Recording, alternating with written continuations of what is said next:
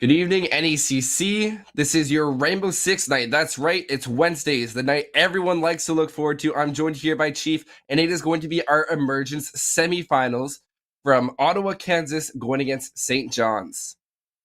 Binks, did you coordinate your mood lighting? Because we have a blue background here in NECC, and your room is coordinated with blue lights. I also heard you say, Siri, can you change the lighting? Well, Chief, what lights do you want?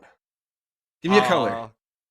Go with that yellow down there by your name. Okay, Echo, set all my lights to yellow. There you go. Yeah, that's actually pretty close, too. You know what else is pretty close? Our bracket so far, because we've had some phenomenal matches, some phenomenally close matches. Let's see where we've gotten to bring us today, because it's Ottawa versus St. John's, and I've heard that there's been some few upsets down the way, and I've heard that there's been some gnarly matches so far. There has. It has been quite an explosive series so far. We have actually seen these teams play before, as I believe you might have mentioned, Chief, but they actually lost. So I believe it was Ottawa University who lost to St. John's, and that was a series that went all the way. It was 1-2. I don't know what the score was. Point differential was 13-16. So you know that both these teams have what it takes. So I think that we could possibly see the series go all the way.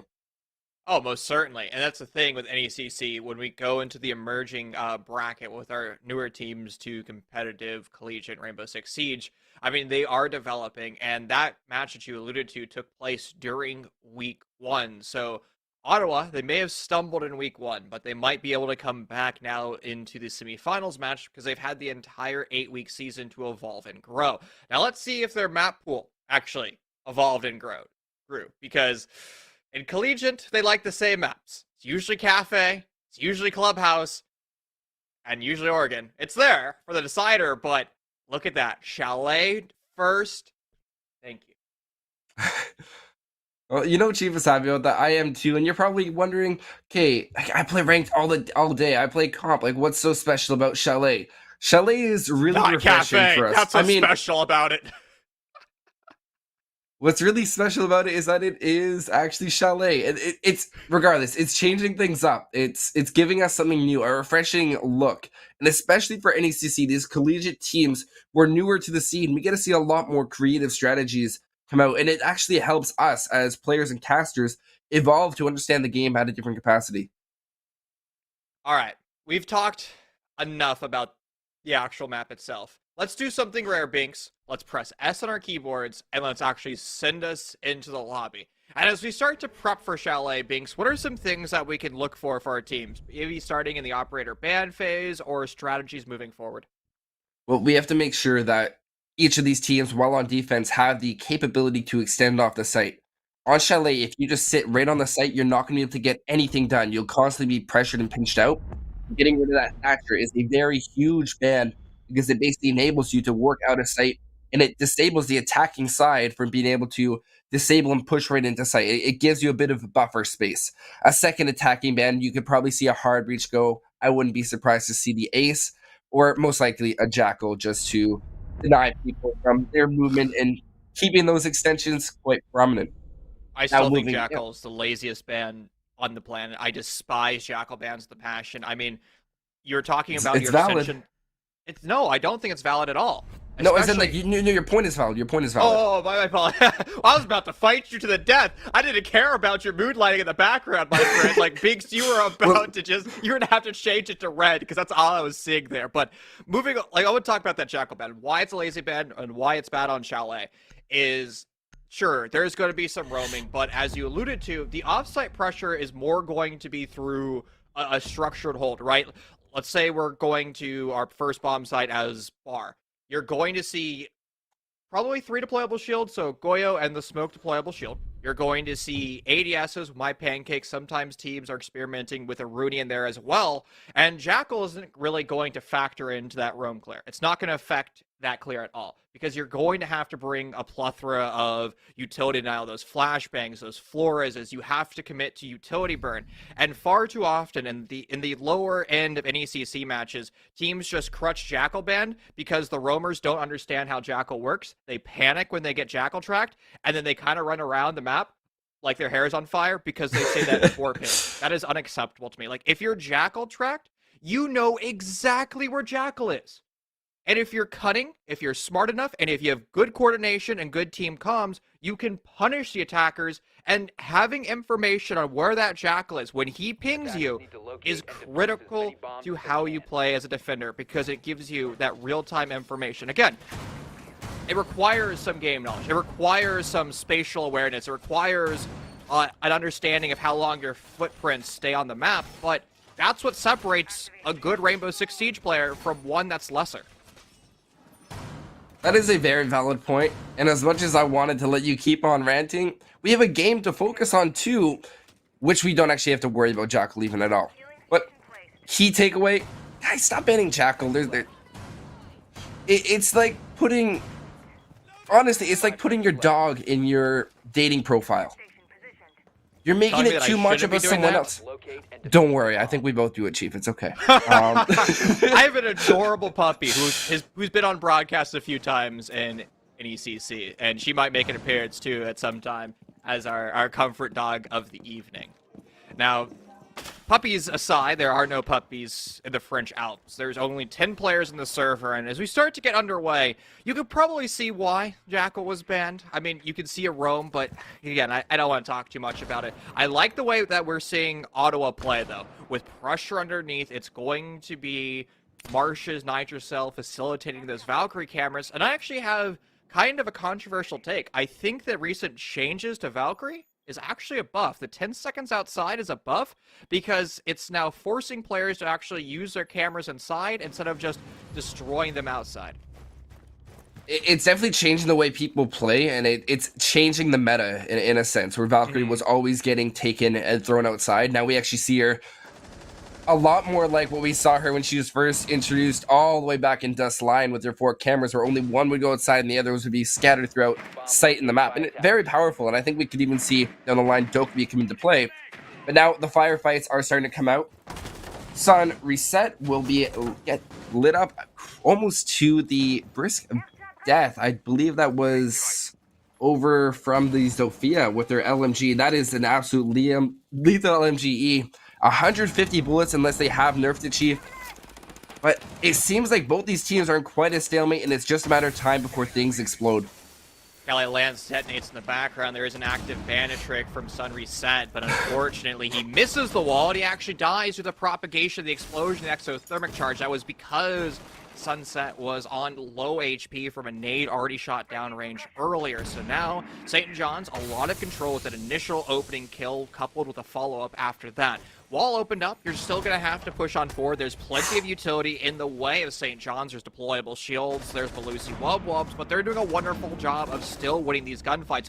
Look how far Ottawa's playing back, and the final one, Jammo on the other side of the map. He gets one to his name, Binks, but again, it's a 1v5 at this point. It's practically a miracle. You have to pray to Lord Tachanka that you're able to recover, especially now that we enter the post plan. There are red pings to facilitate this clutch, but again, diffuser down, you're not going to be able to get anywhere out of that bathroom. What can he do? If you can tell me what is possible there, besides, you can see the tracers coming around from every single angle. There's a reason why when we say, oh, that's a 1v5 clutch, that's huge. There's a reason why it has so much weight behind it, especially in a post-plan situation. You outlined it perfectly there. But I digress on that end. I really want to focus quickly on exactly what St. John's did right. We saw them really show what they wanted to push. A big improvement from what we've seen earlier on this season, where it seemed like it was things being thrown together. Here it was complete contrast. They had a clear objective. They had exact cross angles established just by the fact they were able to push like that onto the Melusi at the very end of the round. Just shows how much control they were able to establish the site, and that also comes to the clearing of that bandit. The hold underneath was pretty lackluster. We saw the Valkyrie, we even mentioned the Valkyrie in play. She didn't really participate at all. Maybe they've been better off having a roam over in Library, even over in Car, just to prevent St. John's from getting that map control. Now, Binks, I do like how teams are starting to prioritize bringing out the Thunderbird, since Thunderbird is not only a strong fragger. She's able to get her own kills. She has impact grenades. She has nitro cells, but she can also heal her comrades, where Doc is now considered this very selfish operator. He has 3 stem pistols. Sure, he can shoot that stem pistol to a deviant node, defender, or attacker, too, if you want to be crazy, but it really doesn't go that way. Usually Doc throws on his MP5 with a 1.5 times sight, or if they're feeling frisky, they'll throw on the 50 round P90 and go for broke. But again, Doc has become this selfish operator. And also, something in that round that we didn't really get to talk about was the use of Callie being one of the critical operators opening up that south-facing wall of Master. And they use it quite exquisitely, but now we have a rotate down below. We did see that the push started from St. John's down below, and the drone pings are coming out. Rain's going to have to take this early gunfight.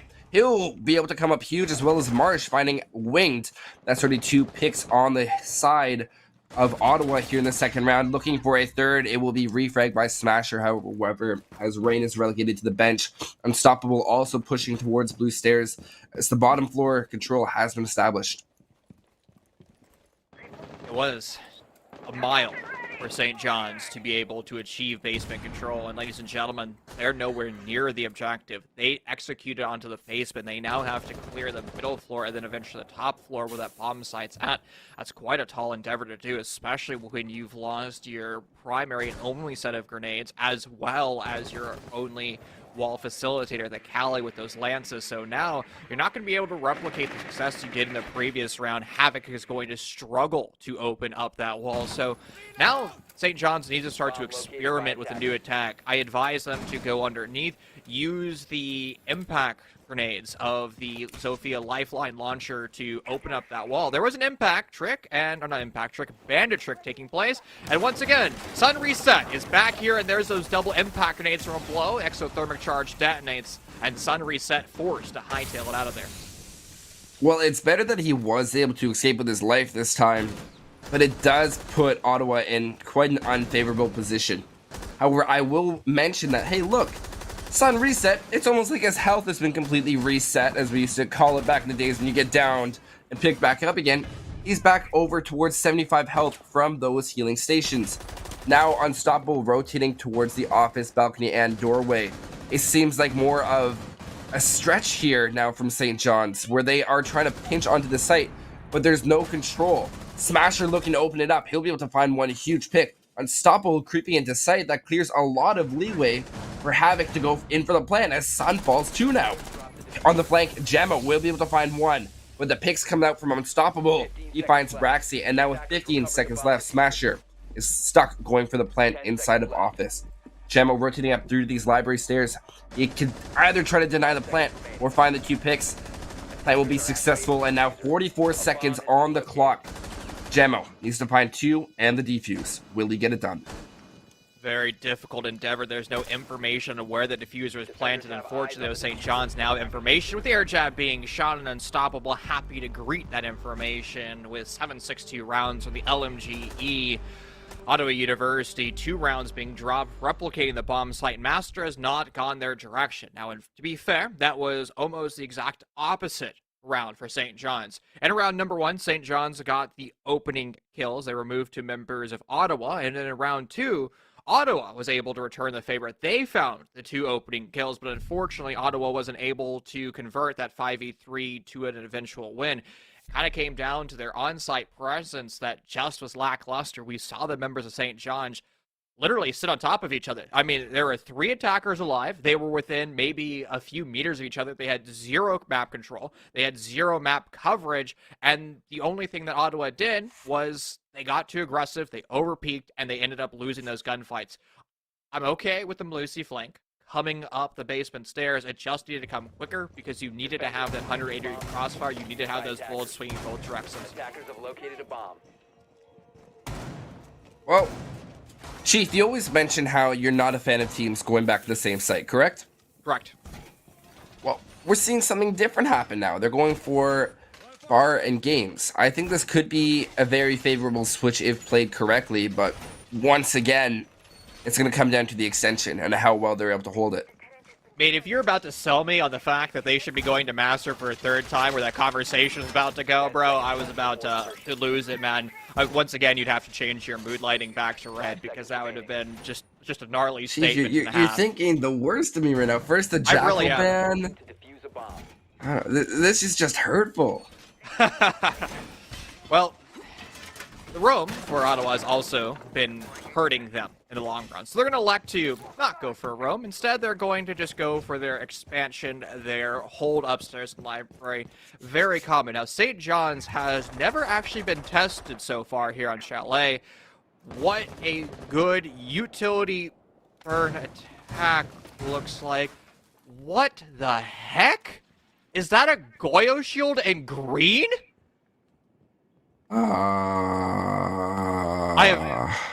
I have never seen that one before.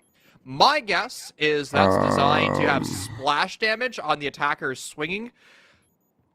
I want to see how this plays out. I actually don't think that's necessarily a bad decision. However, if I was an attacker, the way I would handle this is I would just exothermic charge the west-facing wall of living room and then safely destroy it. And it wouldn't be a factor. There you go, like Unstoppable did there.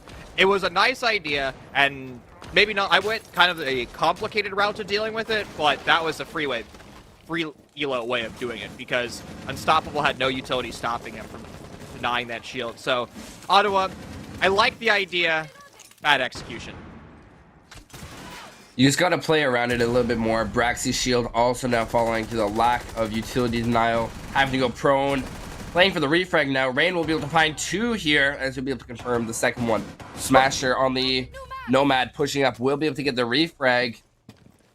Complete and utter chaos so far, but it does appear that St. John's have been able to take control of the second round. But no, I am about to be corrected as Sun Reset is still holding strong. There is going to be another player to his right. They're waiting for the reload. He'll be able to find one. Cali swinging from the window. There's a second swing from the Thermite of Havoc. And now finally, at the 1 minute mark, second floor. Nope, Marsh is up here too. No, I tried you.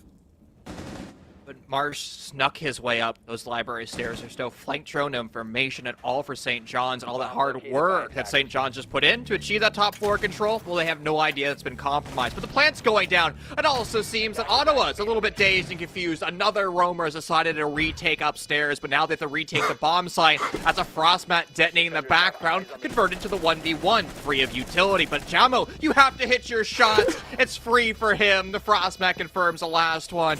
That was getting very tight there in the end, being a good retake upstairs by Ottawa. But again, St. John's, where are your flank drones? Why don't you have coverage? You have a Nomad after all. And speaking of Nomad, why didn't Nomad swing when Rain found those two kills? Instead, Nomad just vaults in. That seemed like an interesting decision because on that window, you can deny that play, absolutely, and prevent the first gunfight from taking place, let alone the second one. The only thing I know, Chief, is that my man Braxy, he's got one kill. That Frostmat is an honorary kill. That is his and his alone. Actually, I just want to make sure the records show that. So they've changed the way kills work. Actually took place in the mid-season. So what does that make it? 6 weeks ago? If you get the DBNO, so you put the person in the DBNO state, you actually get the kill. And if you confirm the kill, it's actually your assist, not your kill. So if somebody hops into your frost mat and somebody else removes them from the field of play, the frost mat wielder, Frost, actually gets the kill. Why is he still at 0 then? He wasn't Frost. He was Frost. That's Cap. No, it's not. I called out Braxy sitting on the top of library stairs. We'll go prone. His shield gets dispersed. Oh, what Braxy does? He was Frost. Yes. You do get that. What? That was a thing. Huh? Where's my man Braxy's kill? You should have one. That was changed. Can I get a justice for Braxy, please? Can I get a justice for me snapping at you saying that you're wrong? Well, you know what? You've said that all day, and each time I've been right.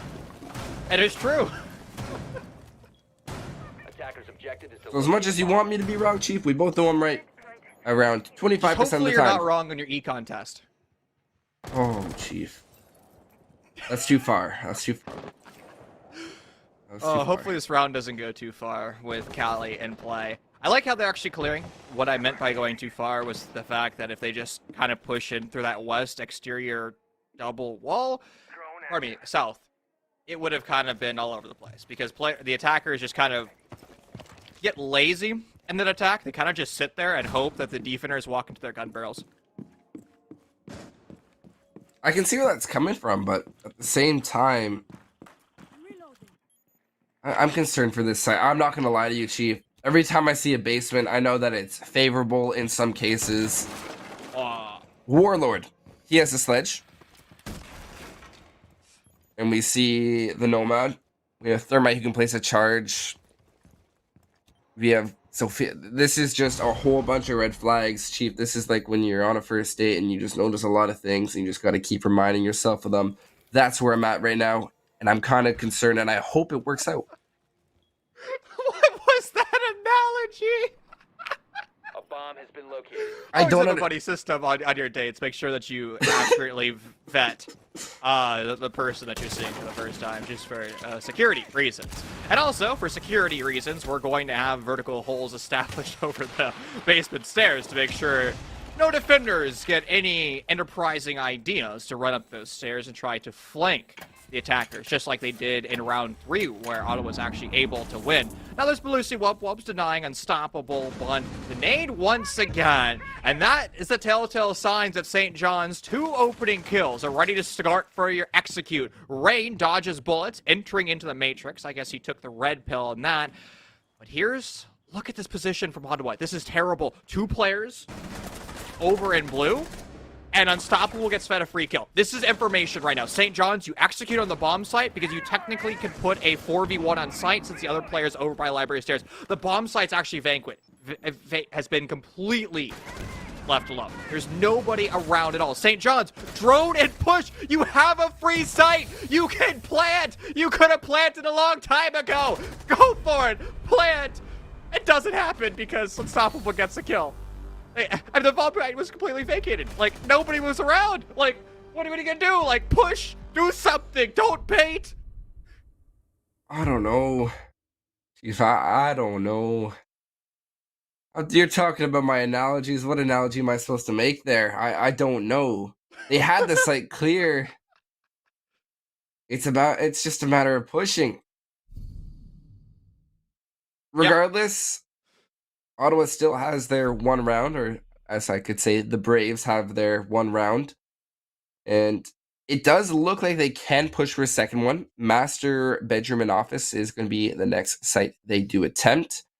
If that doesn't work out, then they will be able to reattempt the one site they have been able to win out, which was Bar and Games. Mm-hmm. What they have to do in this round is make sure that they go for the proper extension to be able to deny the Cali and Thermite combo from being able to get the office wall leading towards balcony. And if they can properly deny that for the right amount of time, or play their angles properly to pay for post-plant even, they're all set. I definitely don't think that we should be going to Master now for the 3rd time. That seems like an absolute stretch. You've lost it now twice. You've only been able to win Bar, and that was kind of off a Hail Mary clutch and a double flank up the library stairs. St. John's has definitely put on the better attack, and honestly, if Ottawa's able to successfully bandit trick, I think the round goes differently. Because what is the strategy that St. John's is using? They're going for a nade over the wall and then followed by a Cali. So why not put ADSs with my pancakes to defend your bandit? Now, to be fair, you can be hit from underneath, but what you do instead is you actually open up that wall of master. You play, or not master, pardon me, of kitchen down below. You open it up so the attackers don't have control of lobby, and then you play a deployable shield, deep kitchen, or in dining, and all of a sudden the attackers, Unstoppable, won't be able to pull out his lifeline because he'd be too forced to deal with the shield. You got a pretty good point there, Chief. As much as I'd like to prove you wrong through the series, that's one that I can't pull any flaws out of. You can still Bravo ratio to me. Like that would have been the way to hit it. Just like +1 ratio, just end me. I can't do that though. Okay, that's fair. And then shout out to also named Gamer, our observer. What is it? It's currently 11:30 his time. So, and he has a long day. Thank you for showing that. A bomb has been located. He's gonna be a true. Huge round of He has applause. six maps to do today. 6 maps to go. I don't know if he'll be able to make it through. It's 11, maybe 12. You know what? Hopefully his workday doesn't start till like 9 o'clock. That's a solid 3 hours of sleep for him, assuming all these maps go, all these series go to 3 maps. Regardless, I digress. What's going on this round? Because I haven't heard anything whatsoever.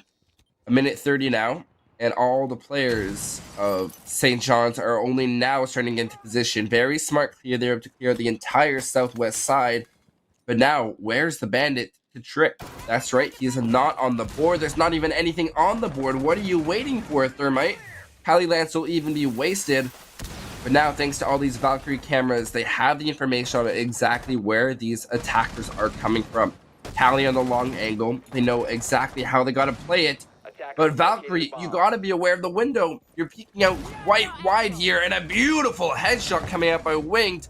Rain able to take out Unstoppable on the Zofia on the door. Warlord now finally swinging it. He'll find Braxi on the Aruni, and now down to a 3v4 favoring the attackers with 43 seconds to go.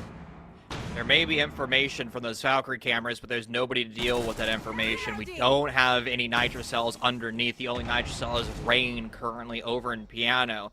The attackers, though, St. John's, starting to slow on down, and it seems like that information source of Ottawa is starting to pay dividends. Yellow ping's going out. They know where St. John's is, and now the burden of the attack is on St. John's. You're going to have to start to push. Time is starting to go low, and with Warlord's flank now up the trophy stairs has been identified. The flank won't quite have the punch that's desired. He gets away with murder, though. There's no way he should have won that fight. The plant gets denied, and Ottawa's able to take the round. It took them 3 attempts on Master Binks, but they're finally able to do it as St. John just hits the brick wall.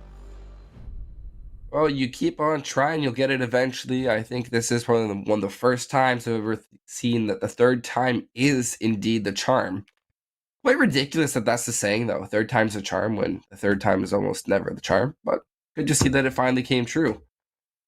Wait, they made a third charm and they put a charm in the game? No. That was bad. Oh, bro. Honestly, what did I say? You said some joke earlier, and I gave you like -1 out of 10, bro. I think I deserve like -1 billion out of 10. That's worse. That was so much worse than me. That was terrible. Gee, man. Wow. I'm at a loss for words. I didn't know you could go that low. Wow. Okay. Regardless, Ottawa looking to possibly, and I can't believe I'm saying this, Ottawa's looking to even out at a 3-3 split. For defense here on Chalet, that would be quite a valuable take, especially considering that these recent rounds have been easily won by them. And I will forget about that garage round because it just should not have gone garage. So, do you think garage is worse than dining room? Yes. 10 seconds to go. 110%.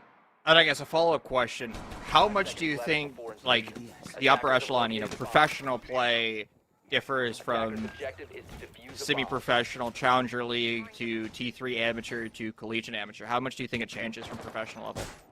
I think it's an understanding of vertical play as well as the overall coordination, be able to hold a site vertically. That's fair. Where it wasn't even utilized on the garage site that we saw. We saw a very linear take.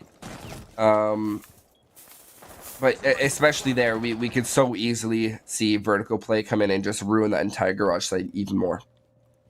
I don't disagree, and just to pull up statistics, unfortunately, though, the second most played bomb site recently in the last major we had was actually the bomb site that you despise. Oh, pardon me, I actually have to re-update it. No, it's not. You're right. So the basement was played 14 times, the 30-60 fitting win rate.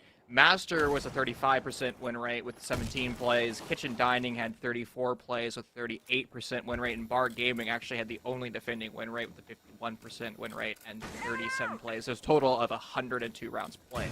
So I tend to agree with you, but why I bring up that point is sometimes, as much as I love statistics and as much as I love to bring up CGG statistics and professional statistics, I sometimes question if there's a big correlation between pro statistics and amateur statistics, but I think win rates are significantly different. I'm sure we could run like a regression to actually determine this, but that's effort.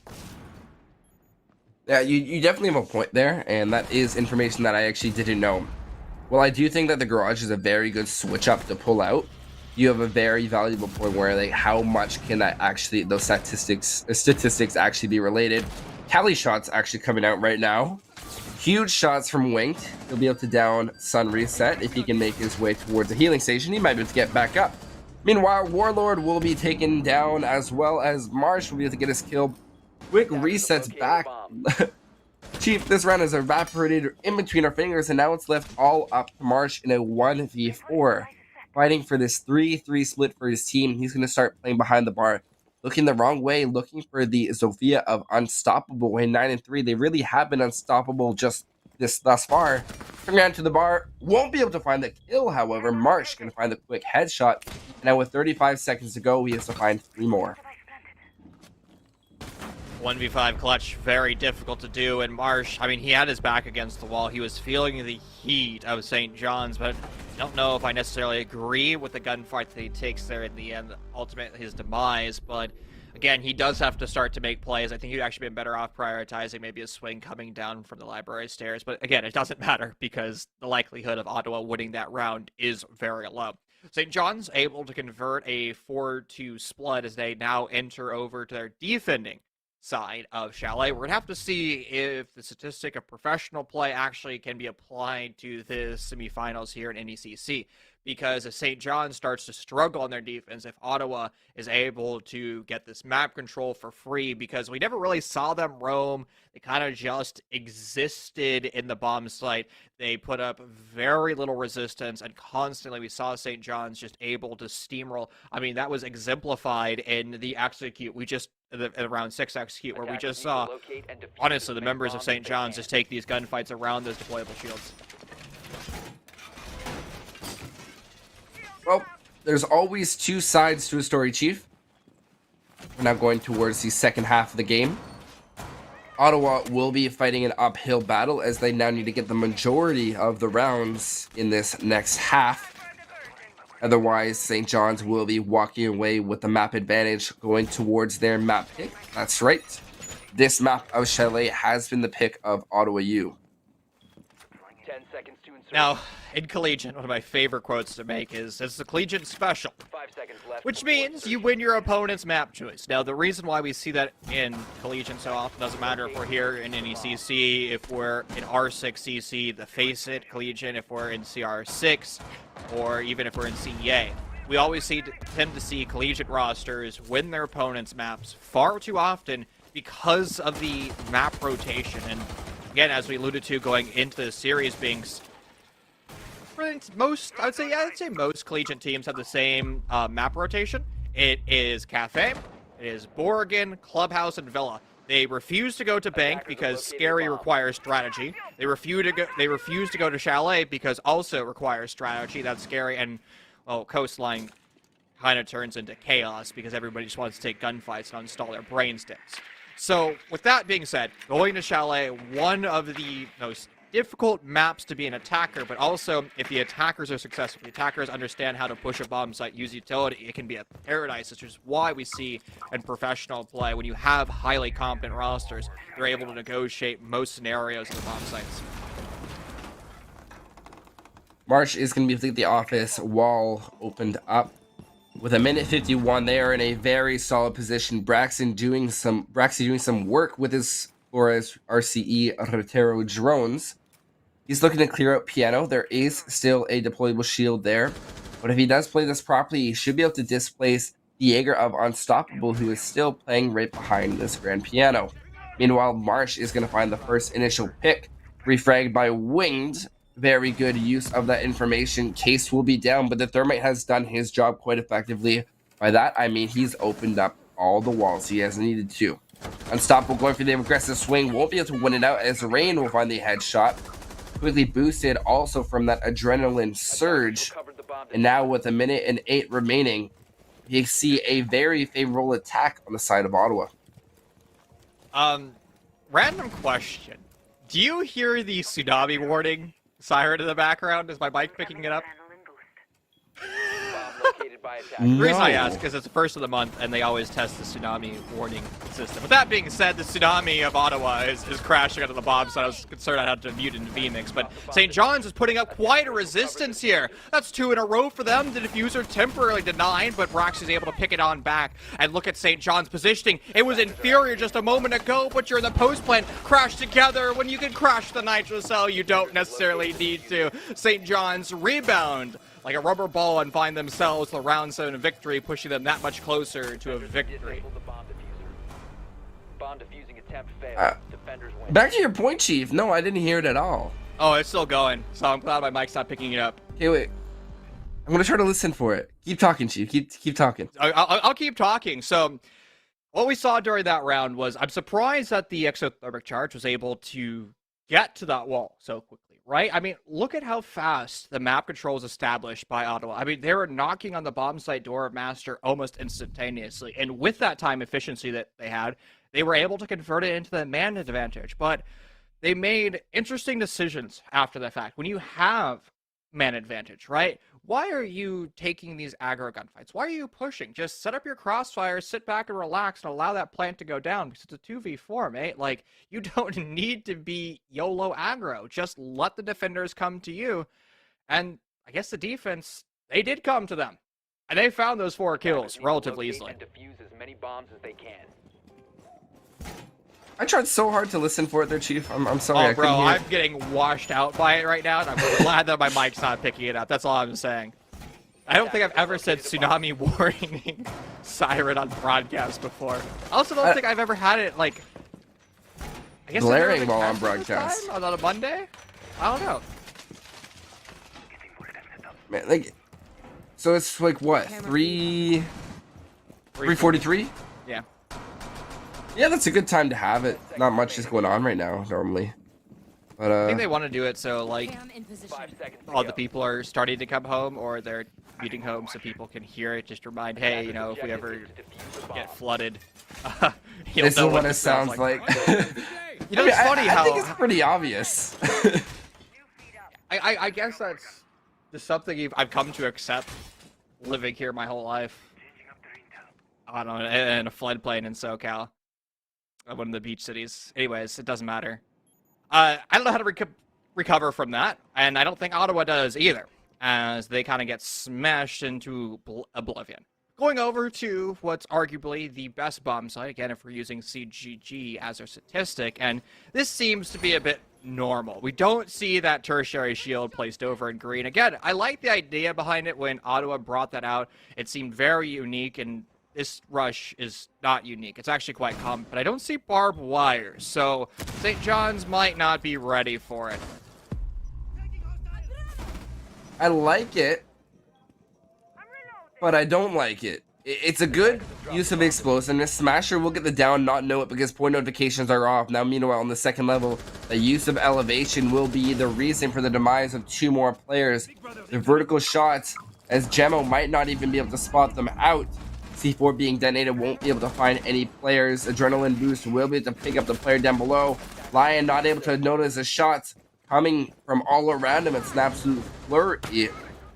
Meanwhile, Winged will be able to find his pick on terrain, as this entire, what seemed like a rush for Ottawa, has just quickly turned into what feels like... Chief, I'm trying to think of a good way to put it. Feels like pain and suffering. I was gonna say Normandy, but okay. Oh, I was gonna go that serious. Now this round is actually starting to get serious, though, as Jammo is near the bomb site. The threshold of the door is going to be his burial ground, though, so he's unable to actually enter on through. The rush for Ottawa is stalled. It has failed. Too predictable. And Braxley who is DBNO'd, the first technical casualty in that rush, but he's been brought back up by one of his fallen comrades, forced to find 3. What? He didn't get a kill. That is true, but he's going to have to find more.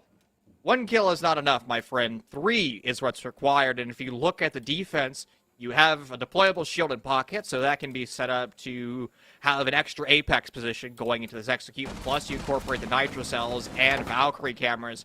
Rax has been spotted, and now his push to the library stairs. Once again, he's going to find himself facing that brick wall that so many of his teammates did early on in that initial rush. Again, time is not on his side.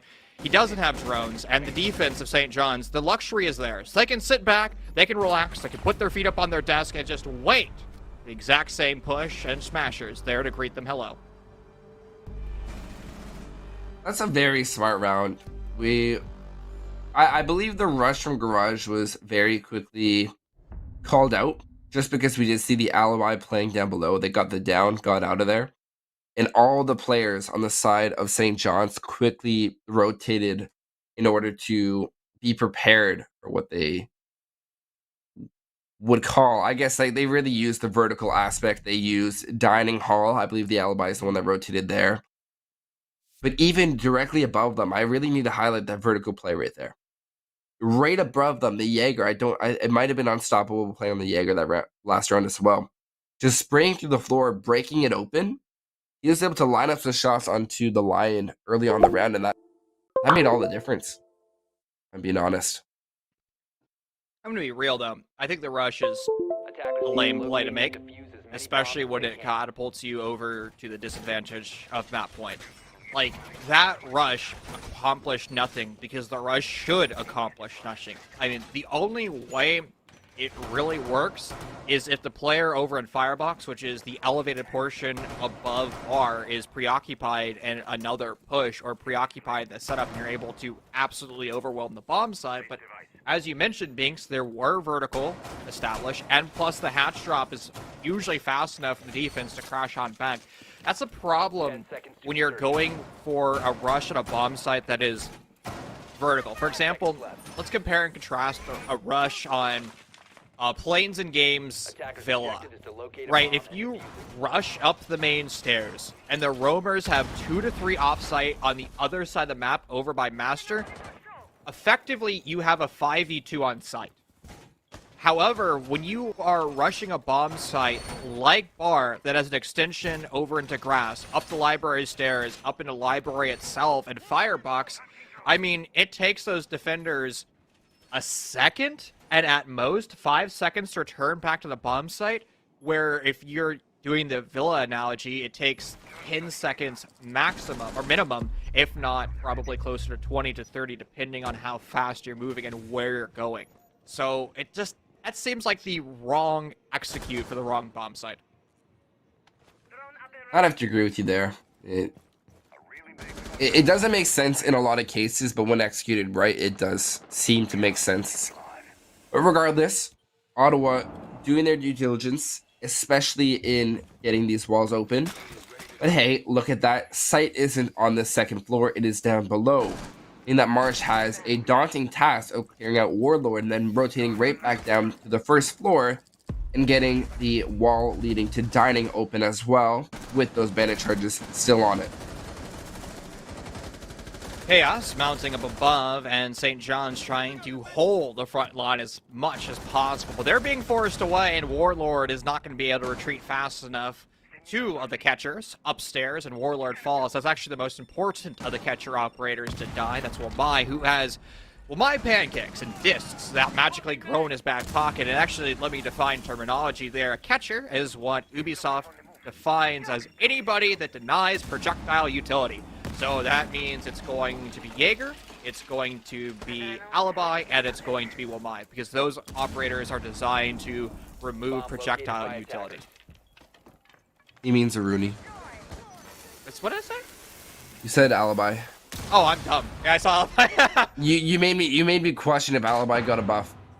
Well, I mean, maybe you can argue that Alibi is a catcher operator because her holograms can catch pieces of utility and those attackers get red pinged. That's a stretch, bud. It is. It is absolutely a stretch. I just misspoke because I'm dumb. Regardless, 30 seconds to go. We have a 5-on-4 favoring Ottawa this time. Their back is against the wall. They're going to make a move. It has to be now. And they're going to have to act in perfect unison. Flashes come out.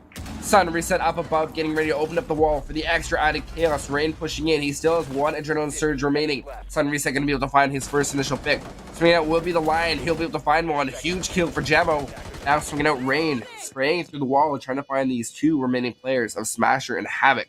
Smasher will be situated inside of Trophy. Will get taken out quite promptly, and Marsh on the Thermite to find the final kill as Ottawa keep fighting, get back into this game. They're still gonna have to fight. They have a long mountain to climb. It's Mount Everest at this point. We have to leave the French Alps, I guess, at this point. Because one round of the tertiary bomb site is not enough to say that Ottawa is back in Chalet. They have to start to show that they're competent and capable of executing into master. And to be fair, Binks, the last time that we saw a master bedroom defense for St. John's, it really did not go well for them. I mean, Ottawa had map control in the first 60 seconds. They had the wall exothermic charged instantly. They even were able to find the opening kill, but the trade came pretty quickly from that nitrocell after the fact. And then from there, Ottawa was able to convert a 4v2 into a round loss because they just got a little overzealous. Now, Ottawa, they just have to remember their win condition. They have to remember what helped them be successful in that round 7 execute up until that post plan. Because if you're able to still put the diffuser on down, that should, statistically speaking, be a strong win for Ottawa. They just have to be more mindful when they put themselves in a good position not to throw it all away. Indubitably, Chief, and if I'm being honest with you, let me get my mug out here and just take a nice sip. You're even your monocle? Oh, I need that too. If you want to get me a Christmas gift. Oh, monocle? Yeah. 5 seconds to go. And I'll give if you give me that monocle, Chief, and you got this stream as proof, you can clip it if you want. Defuse a bomb. For the first, you can choose 5 maps, and I have to wear it for the entire map. If you get me this monocle. That is quite tempting, actually. We you might can put have a to crazy discuss prescription on it if you want. And I just have to suffer through it.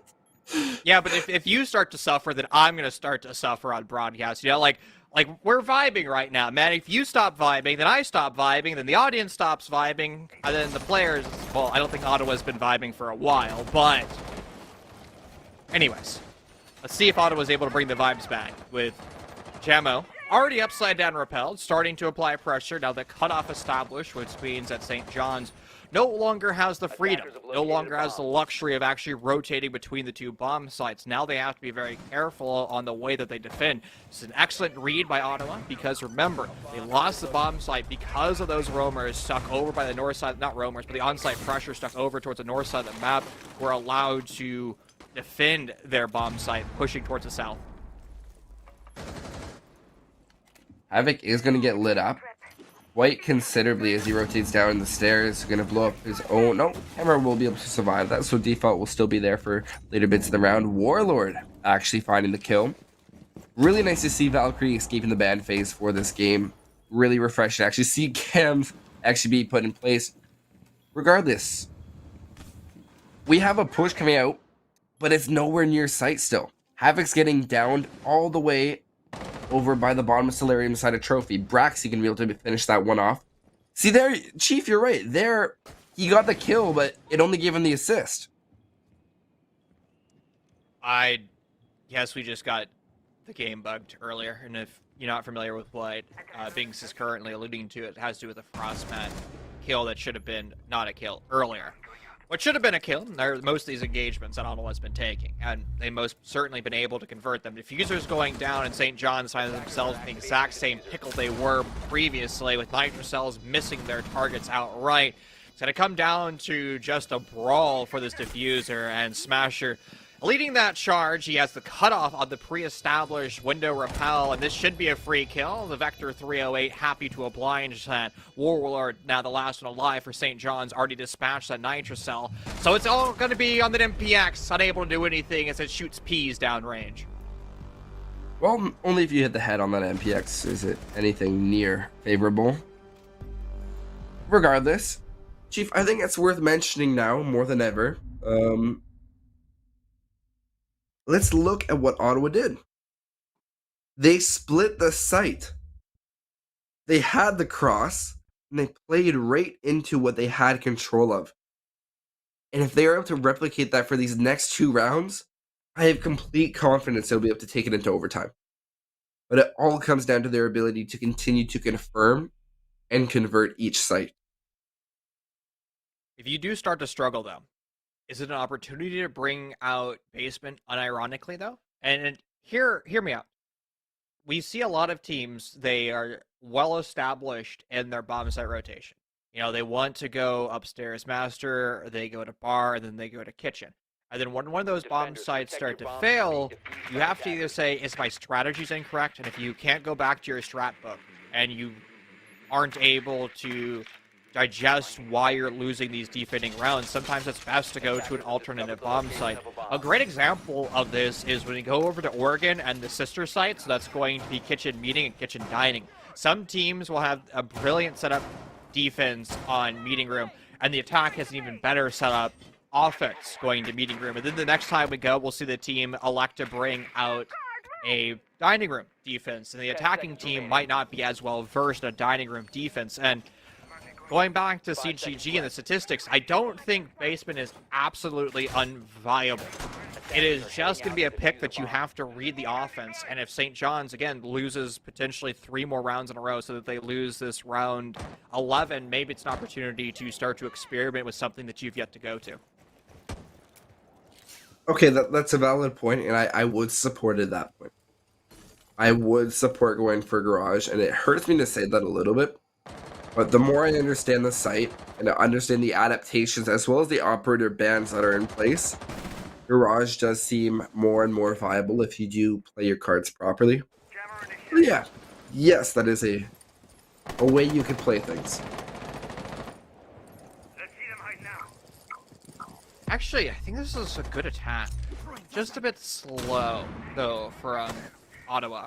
They're trying to replicate basically what they did executing onto Master with the cutoffs trying to deal with the roamers. However, we kind of need to see boots on the ground executing into grass about 15 seconds ago because of Wamai. And Wamai is going to grow more and more with my pancakes. Look at his back pocket. He has a second one just about to appear. And that means when that utility dump starts to take place, he's going to have extra wiggle room. Plus, once you start to incorporate the ADSs already in the mix as well as with my pancakes that have already been placed down, I mean, you have to start to move quickly. This is why it's such a hard attack to deal with because of all the utility that's going to be reset. If you miss any of those flashbangs or if those ADSs are allowed to reset, I mean, you're kind of a dead ship walking. There's no way to properly clear things out, but now a utility dump starting to come out. One flashbang will not be caught properly, and interestingly enough, that's exactly how you need to catch things. If you're not actually placing those with my pancakes, those Jaeger ADSs are not going to properly catch things, and Unstoppable will fall to the detonation of the Goyo shield. Rotating back to site, he'll safely be revived by his good friend Havoc. We'll see if he's still friends after blowing up his comrade with that Goyo shield. Regardless, 50 seconds. Braxy now going for the final clear on the second floor. They do have it, but at 5v5, they have the clear. They have to make sure that they use this vertical play properly. Otherwise, this push will not work out, and they'll be right back at square one.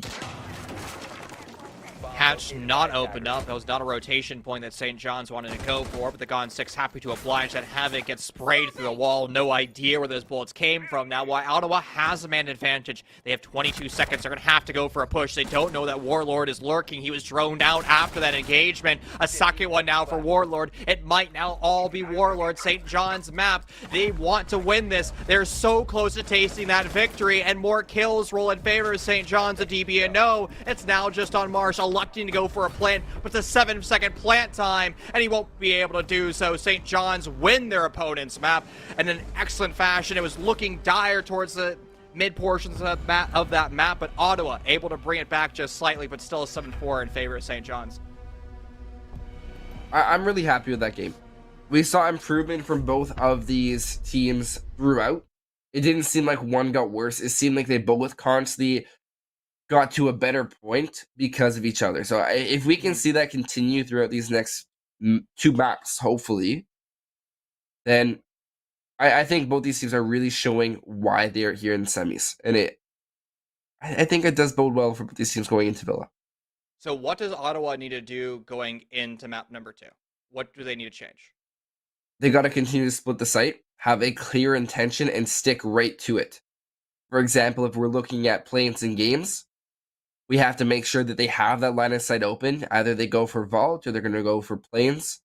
And they get the walls open. They're playing exactly to cut off what they need. You're not going to overextend, open up extra walls.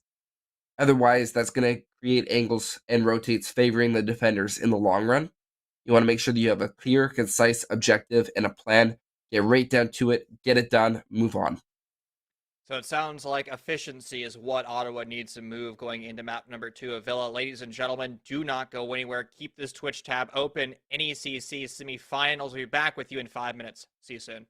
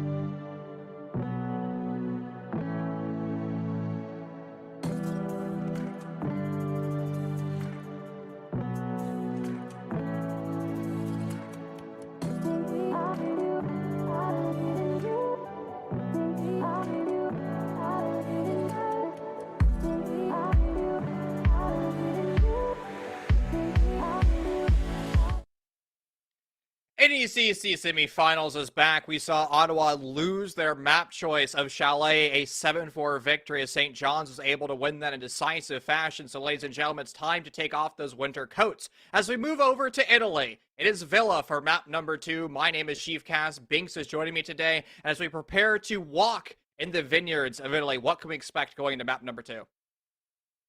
I expect that we should see a lot of big plays, not from the individual like I would normally say, but instead from the teams as a whole. St. John's, if you look at their score lines as far as kills go, it was a very even matchup throughout. And on the side of Ottawa, that's where we need to see them pick it up. It can't be the individual plays anymore. It needs to be every single player showing up and really showing that they have exactly what it takes to win the series.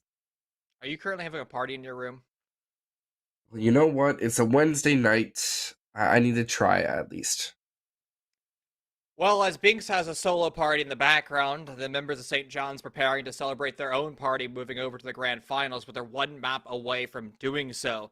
Now, for me, Villa is probably the best map to test teams, especially entering into a semifinal, because it's the litmus test of good IGLs, and enough speculation to actually enter into Villa and see what starts to transpire.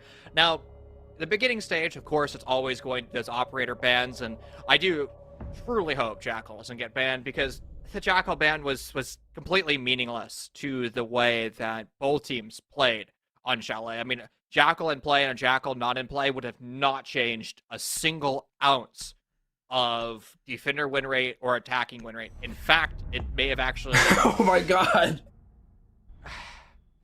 Why? Okay, timeout. Chief, go ahead. Go on. Callie is a useless ban for a reason. I mean, yes, was Callie used on Chalet? Yes. Did Callie help facilitate wall openings on Chalet? Absolutely. What? Will Callie do so here on Villa? I highly doubt it, because, to be fair, we're seeing professional teams not run hard breachers. And in fact, we're also seeing professional teams not run pocket thermite charges. Now, sometimes they're flexing over to a buck with a thermite charge, but you don't necessarily need to hard breach on any of the Villa bomb sites. Yeah, it's nice to have Gunvault open. Yeah, it's nice to open up the bar wall or even the study wall, but most defenders are actually already doing that for you. And I'm going to be blunt. A lot of amateur teams just open up Vault Wall, they forget about it, and they get flanked from Vault because they don't actually know what to do with Vault. Just because you see the professional teams open up Vault, that is a cutoff, and you have to maintain it with a flank drone or active pressure. If not, you're going to get slammed.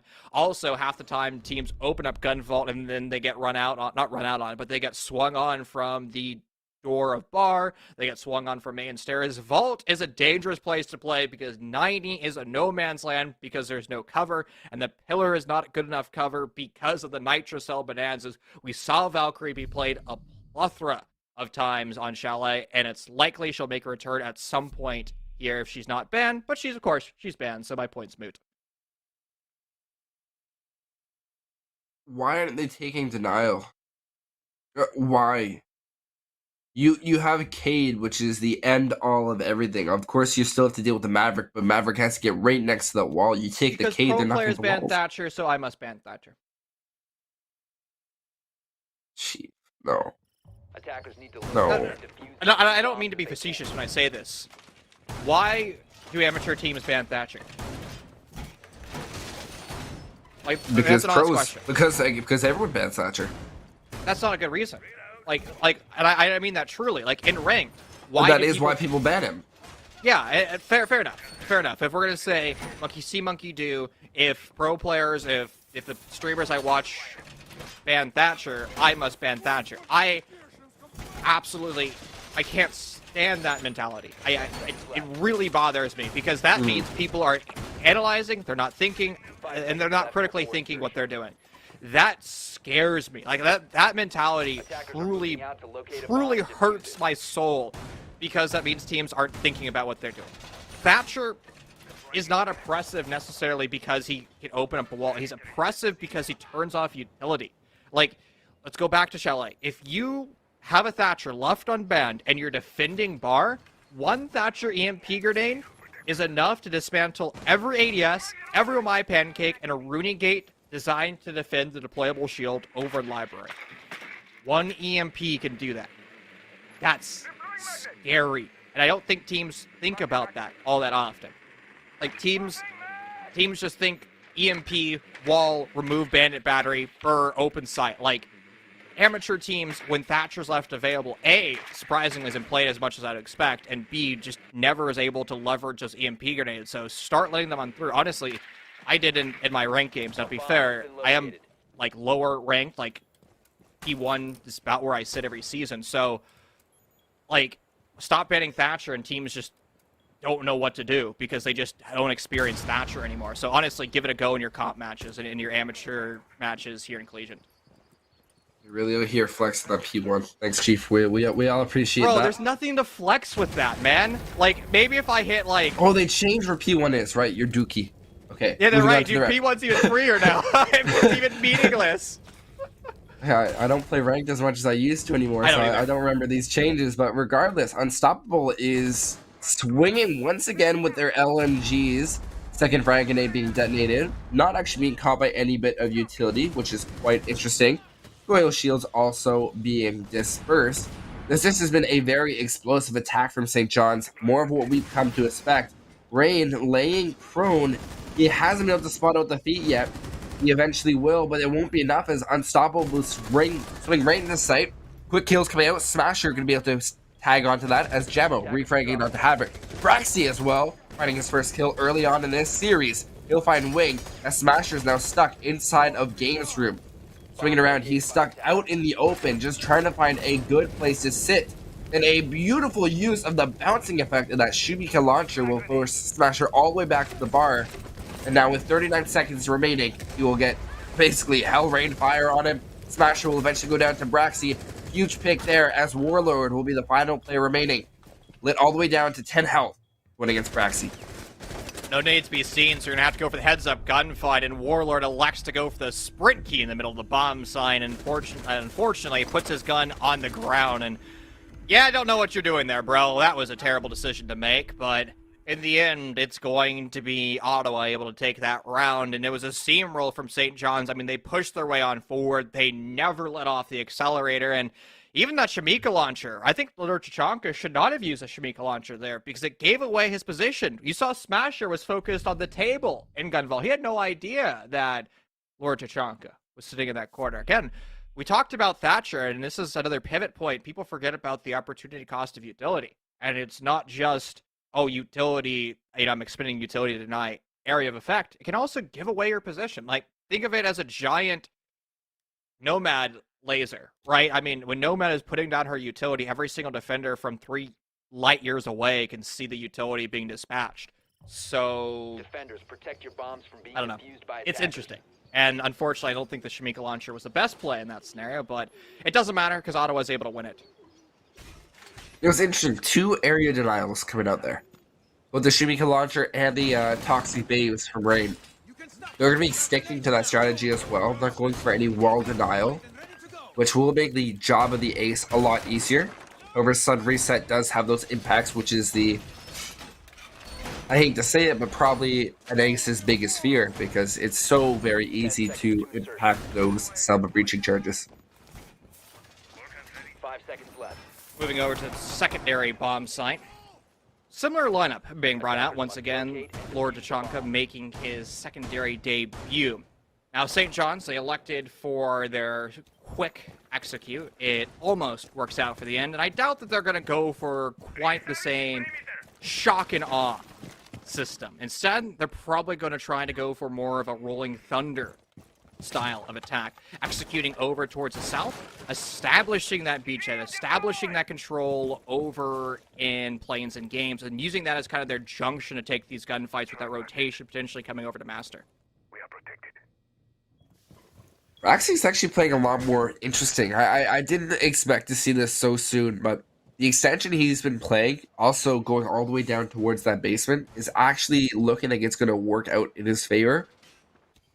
So look, the drones are just slipping right by. If he can play his card properly, catch the ace off guard, there's one hard reach gone off the board. I don't care that Braxy gets traded out almost immediately there. That is a very huge pick for the defending side. Attackers drop the diffuser. These solo flanks, like, there's no trade potential, and I despise that style of mentality, where you're just making these solo hero plays, and if you get away with murder, that's fine, but if you get traded, I mean, you're now kind of back at square one. Now, of course, that is the Selma's off the board, so a very important trade, but it would have been better off if you had mates roaming with you, and that's the thing. Of course, you know, Jaeger's, his utility's already been placed throughout the field of play. That has slowed down the attack, though. Look at St. John's map control. Look at their push. They kind of looked discombobulated. They looked almost bewildered from that. Well, you tell me where their push is coming from, and I couldn't tell you, Chief. Right, Well, that ain't. That's the thing. It's not happening. It's not taking place. Actually, oh, that's a good play. So Smasher just used Zofia Lifeline Impact Grenade from underneath. That was the deployable shield between the rotation of Astro and into Split. So that is actually quite effective because that's now one of the apex positions of Ottawa alleviated. So now Ottawa won't have that comfortability, that flexibility to swing off that deployable shield. But they do have quite a fair bit of utility. A decent amount of utility. Words are hard, man. They are, but what's not hard is for Marsh to line up his shots, especially when it's right in front of him. Rain will be down, locked in a 2v1, unstoppable, going absolutely ham this round. He does have one adrenaline surge left that should be able to boost him up a little bit more on his health, but he has to recover this diffuser. Whether or not Marsh knows that is up to debate. Swinging out, Marsh will be able to find the head, and Ottawa will be able to take the second consecutive round. Quite concerning now that this is St. John's map pick. St. John's attempted to go for rotation during the mid-stage of that round. They lose to the roam play of Ottawa, so instead of going for the traditional just Astro planes and games on over, they go for a mid-floor push.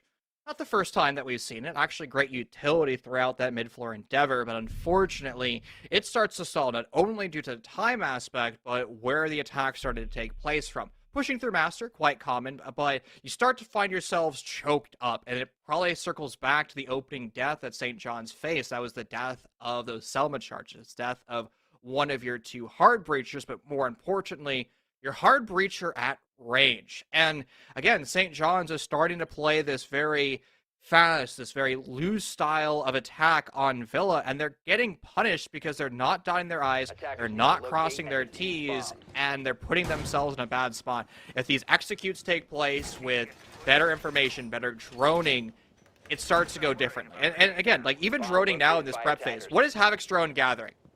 If it dies, that's useless. Like, again, you can't have utility be lost. And I know it's taboo to talk about drones in the prep phase, but I'm going to give myself that one.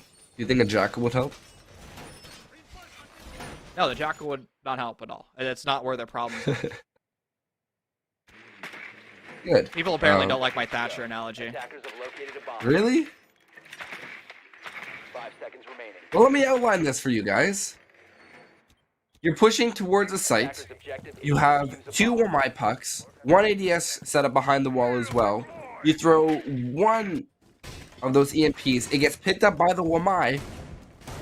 It will still detonate, meaning that everything in its vicinity will now be disabled. I think the problem comes down to is, right, yes, it's not lost on me that EMPs help facilitate attacks, right? It turns off all of the utility. The thing is, if you were telling me that Thatcher was left unbanned right now, and he would have played any effect in the past 2 rounds, you're lying to yourself, because that's not the problems of St. John's offense. The Thatchers would have been meaningless into their attacks. In fact, there are plenty of ways to be able to deal with the utility, not just from EMPs, and not even just from speeding it up. Like, and that's what it really comes down to, right? Like, yes, of course, it can expedite, but you have to be very not intelligent. You have to be very analytical with the way that you approach utility. And again, like so far in Villa, with the Thatcher in play wouldn't have mattered, or a Cali in play wouldn't have changed anything. Like, you need to have, I don't know, somebody occupying the flank drone that's in Big Ben. That's really what's more important. You just lost somebody over into Mudroom! Smasher, what are you doing? Unstoppable will be able to get 2 reconciliation frags on the complete opposite side of the map, but it doesn't change the fact that Rain has been able to rotate right into dining room, and he'll get another one off the lack of information. Get off the plant! What are you doing, Havoc? A quad kill now for Rain. A complete lack of information. Unstoppable picking up the pieces of his team as he will try to get St. John's on the board, but no, Braxy will come up huge as Ottawa will take the 3 rounds. What are we watching? Why? That goes back to my Thatcher point. Like, that was a dumb play. That was a bad offense. Like, I'm not going to sugarcoat that one bit, bro. That was unacceptable. I mean, you're Smasher in that scenario. Your mate just dies to a gunfight in Big Ben, literally 2 meters away from the other side of the wall, and you're still preoccupied with what? Somebody swinging red? Somebody swinging memo? I don't know.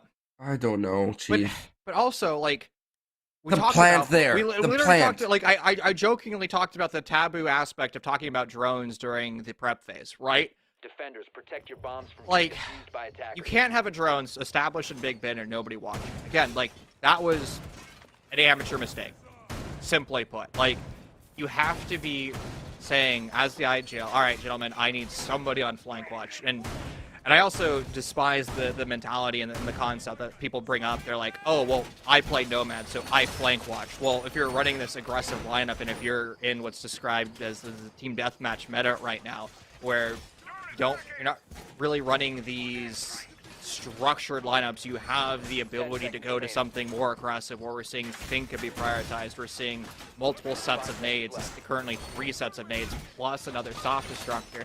I mean, you don't really have a true secondary support. You don't have a true flank watch. So somebody, the IGL, needs to step up and say, hey, so-and-so, you need to hold flank, because it can't just be winged in this case, your primary support, because he can't be the primary droner, the primary flank holder. He cannot be doing every support role. That's exactly it. You need to have a balance of what everyone is responsible for. Okay, now if this drone gets destroyed from winged, I want to know what has that done to help out his team, and Havoc as well. What are these drones doing to help the team out if they get shot right now? No control has been taken. Unstoppable pushing in. I don't even know if he got a drone in. He's just unstoppable. I guess that's how we have to put it now, because he's just able to find a way in. He has no drones around him. Maybe it was Warlord who pushed up earlier, gave him a sound call. But the split push is underway.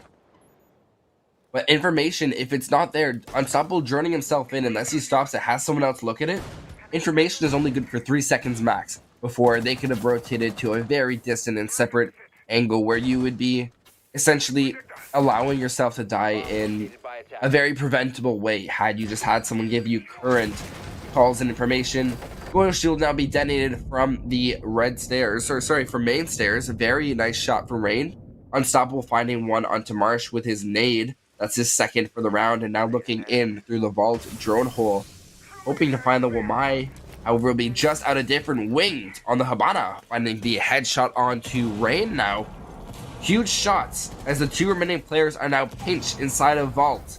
With a minute 10 to go, Sun as well as Jamo will have to come up huge with both these Shumika launchers as well as the MP5K from Wamai. However, it will be a triple kill for Unstoppable as he comes sprawling into sight.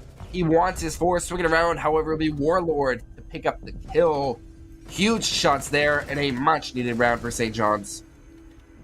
That was a round where we just kind of saw Ottawa sit in their bomb site and die as a result. They brought out the same defense that they did back in round 1, and to be fair, St. John's did have a massive man advantage going into that execute. I mean, was there a single roamer? Was there offsite? Yes, it was killed by Unstoppable. That's right, the opening death was the offsite roamer. Yeah, you already talked about that. You already made a point about that. Where you brain cells, bro. I don't remember.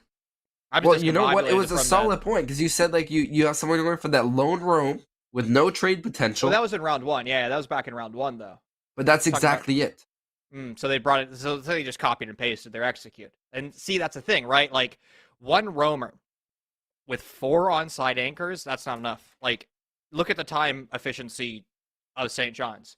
They get the opening kill, and then they're surrounding the bomb site with 2 minutes to spare. Like, you're not winning that as a defender. The attackers have crossfire advantage, and the beauty of planes and games of the site when you're attacking is you essentially can establish a 360-degree perimeter for free, and you can establish it early, and you can kind of just wait for defenders to get aggressive. I mean, you saw the positions in Ottawa in that round. They all rotate over into the gun vault. At that point, the round has been won by St. John's. It's a miracle that Sun Reset was able to leave the gun vault and return back to U-Bar. But that being said, you cannot 4-man anchor. Even if you are expanding to 90, if you're expanding to the main stairs, that's Why not you going to be did the enough. Goyle Shield? I'm not sure what happened there. Attacker's objective is to locate a bomb and defuse it. I'm going to assume that was an accident, and I hope it was an accident. However, that will really hurt you utility-wise, because that's a much-needed shield that they won't be able to use. Why they're going for this site once again is beyond me. Chief and I are both, once again, restating it. Don't go back to the same site. It makes no sense. Especially The attackers, yeah. The attackers have already gotten 2 rounds worth of information on how you defend here. What makes you think that they're not going to be more proficient this round? And again, we talked about the lack of the roam presence. Like, you still can't call Marsh a roamer. Like, that's barely a buffer room. In fact, it's a buffer hallway if you're going to get technical. So now St. John's is in their bomb site, and that's all they got. Sure, you got rain off site. Congrats. The attackers can just start to, once again, establish that 360-degree crossfire, that perimeter. There's Braxy off site. Okay, so there is 1 roamer. Perfect. But if there's flank drones, and if St. John's actually does their homework, Braxy's roam should be in packlist. Because, again, if you are a competent attacking team, you're going to have eyes on the defenders at all stages of the round. Why were you standing there? Regardless, Smasher will get a kill through the previously opened Goyle Shield on the floor. Meanwhile, Rain will fall on 90, and this will give Unstoppable a free line of sight onto the Goyo of Marsh. If he doesn't rotate properly, he'll be able to get out of there just in time. Still needing to worry about the second line of sight. Shots being traded out. However, Unstoppable will come out on top as well as Wing. This leaves Braxy alone as he's finally rotating back towards sight. But it's too late. He's going to have to find 5 frags. Not able to find that Sophia, his task will get that much harder as they all know where he is. trying to rotate down. Smash will find the headshot, and that's a flawless round for St. John's. Long story short, Chief, don't go back to the same site. And if you are, humor me and do something different. Like, don't 4-man anchor and get eviscerated, surprise Pikachu when you die, because that strategy is just never going to work. Like, it only works when the team is too petrified to push you, and St. John's clearly demonstrating that they are more than happy to push. An argument can definitely be made there that they did something different. They opened up the vault wall, Yeah, which is but trying to do that's a something worse different. decision. But Because- yes, let Because if I me was an continue. attacker, I drone that out, I immediately upside down repel 90, and I've now cut off the bomb site for free without doing anything, and I've also now cut off the rotation for Master. And one They had no rotate between sites, none, zilch, zero rotate between site besides that vault. And then that makes that droning even more powerful Attackers for St. John's. And then to be fair, I haven't really... Operator I know St. composition, John's too. has won 2 rounds, but they are not droning. And they're not droning efficiently enough, and they're not establishing flank drones. Like, you should never have a player come up the stairs on you like that and be surprised about it. Again, I know St. John's won that round, but you could always do better. Because again, when you go to, let's say, Purdue, who's playing later this evening, like, Purdue will eat you alive if you do those shenanigans. If you look at Akron, if you look at GCU, if you look at Converse, the upper echelon teams in collegiate right now, they don't make those mistakes, and there's a reason why they're the ones earning the big prize pools, 35K prize pools over at Attacker's Faceit. objective is to locate a bomb and defuse it. Well, action phase now on our final round before the swap. I believe Ottawa needs to take this round if they want to be able to guarantee a good and a lot easier to complete second half, as I still believe, and I'm one of the firm believers, that Villa is a very defender-sided map. They have to get it done here before it's too late. You know, you talked about the rotate. There is none. There's no rotation going into Astra. I believe I heard deployable shield place in Astra too. So like, There's no shotguns or impacts.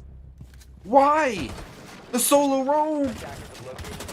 why are you running proximity alarms? Run impact grenades instead. Honestly, I hate proximity alarms. They're the worst gadget in game, or secondary gadget. Like they 6 are. reinforcements, Chief. 6.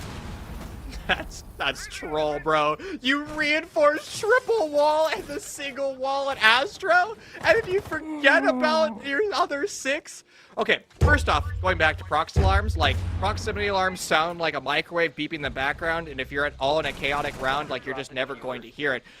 There's no way. If Ottawa wins this round and St. John's throws this, like, this is the biggest elo toss I've ever seen. Like, this is playing with, like, Tofu, the owner of Solar Flare, in his silver elo, and losing, bro.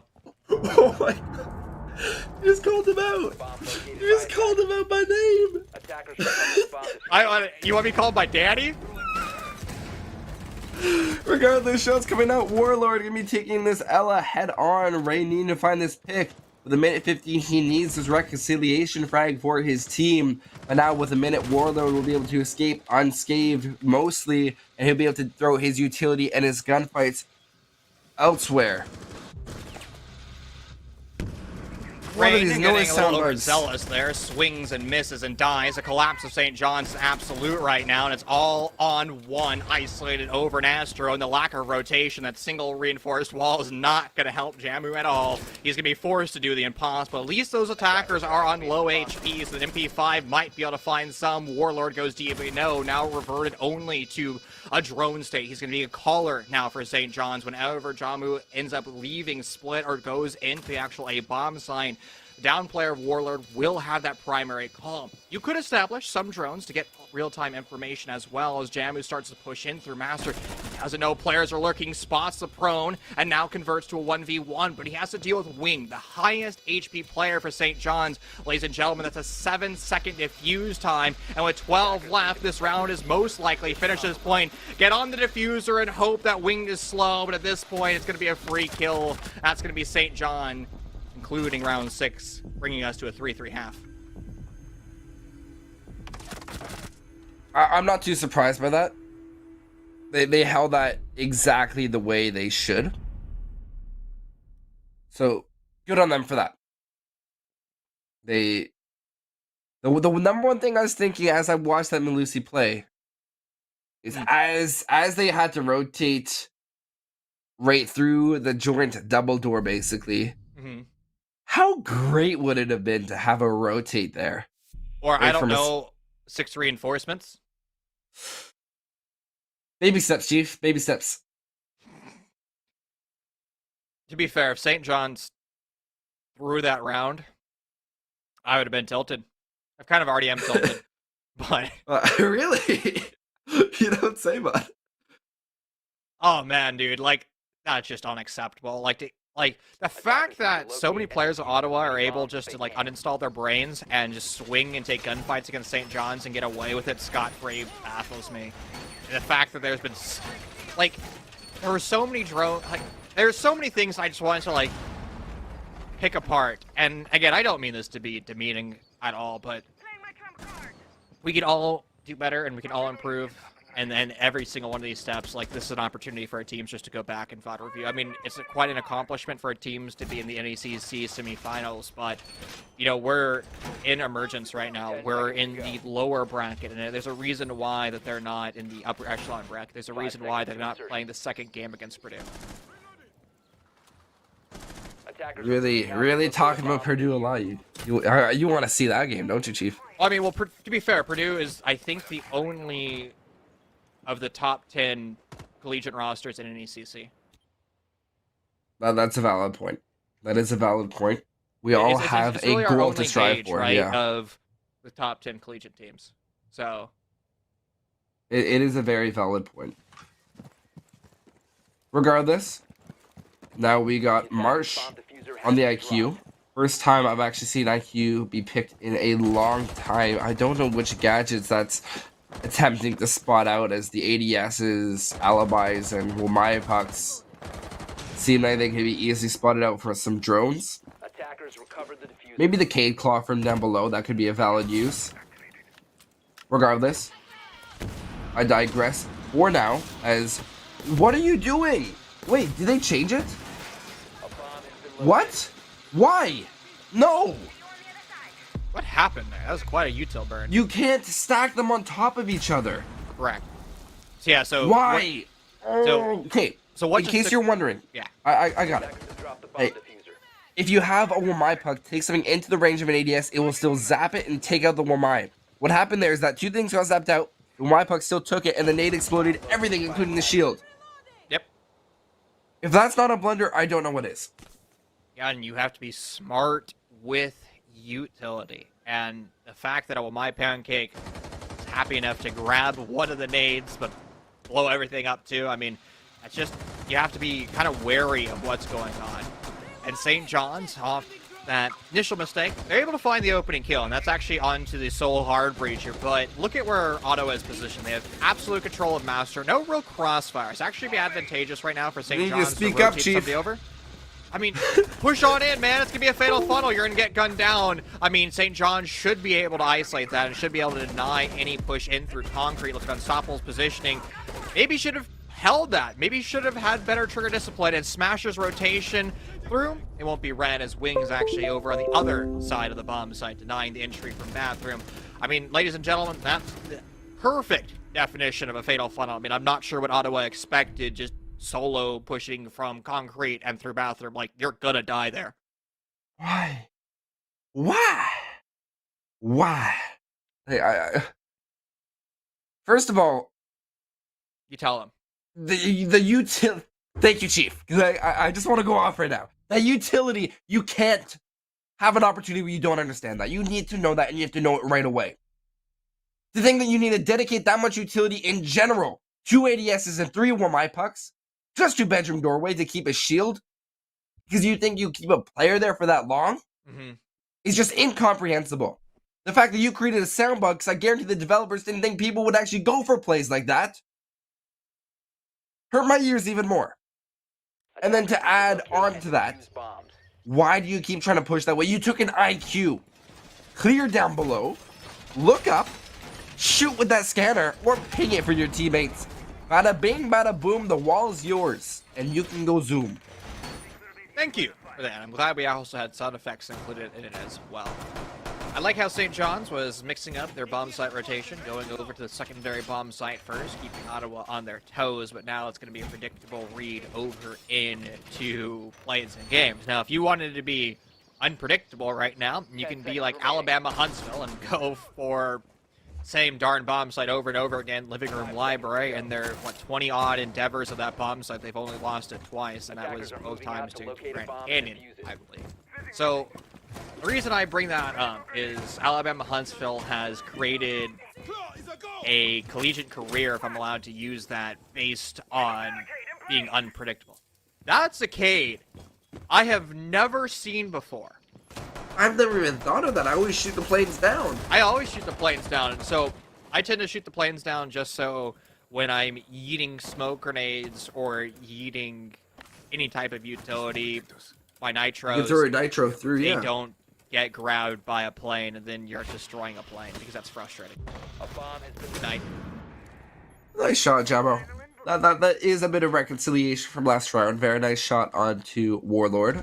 Why is Warlord Even- peeking that? Like, that's the thing. Like, As Wamai, too. yeah, I mean, there's no reason why you take that gunfight. Like, if you're Wamai, you see the slits in your deployable shield, and you're like, oh, hi there, Lion. I'm just going to wait for you to waste time and burn utility because I'm a threat, and I'm also right now just pushing into the bomb What? site. Ottawa, absolute control. St. John's, no idea that their bomb site's been compromised, but 2 kills now for Wing. He might be able to dispatch a Nitrocell and find the finals. Marsh starts to go for the plant. Smasher's rotation hasn't been read either, and now it's all on one. It's going to be that Vector 308. It's an LMG, supposed to dispatch bullets, but the only thing gets dispatched is himself as he gets finished by a bailiff.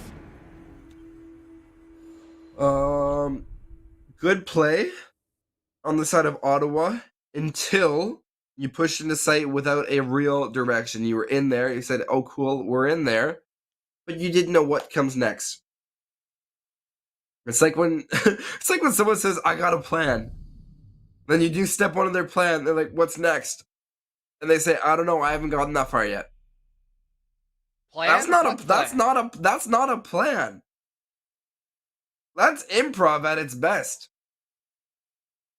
And I can understand adaptation, but in a situation like that, go for a proper clear. If you know you have that much site control, then set up in a way that you don't allow the defenders to get back into their own site.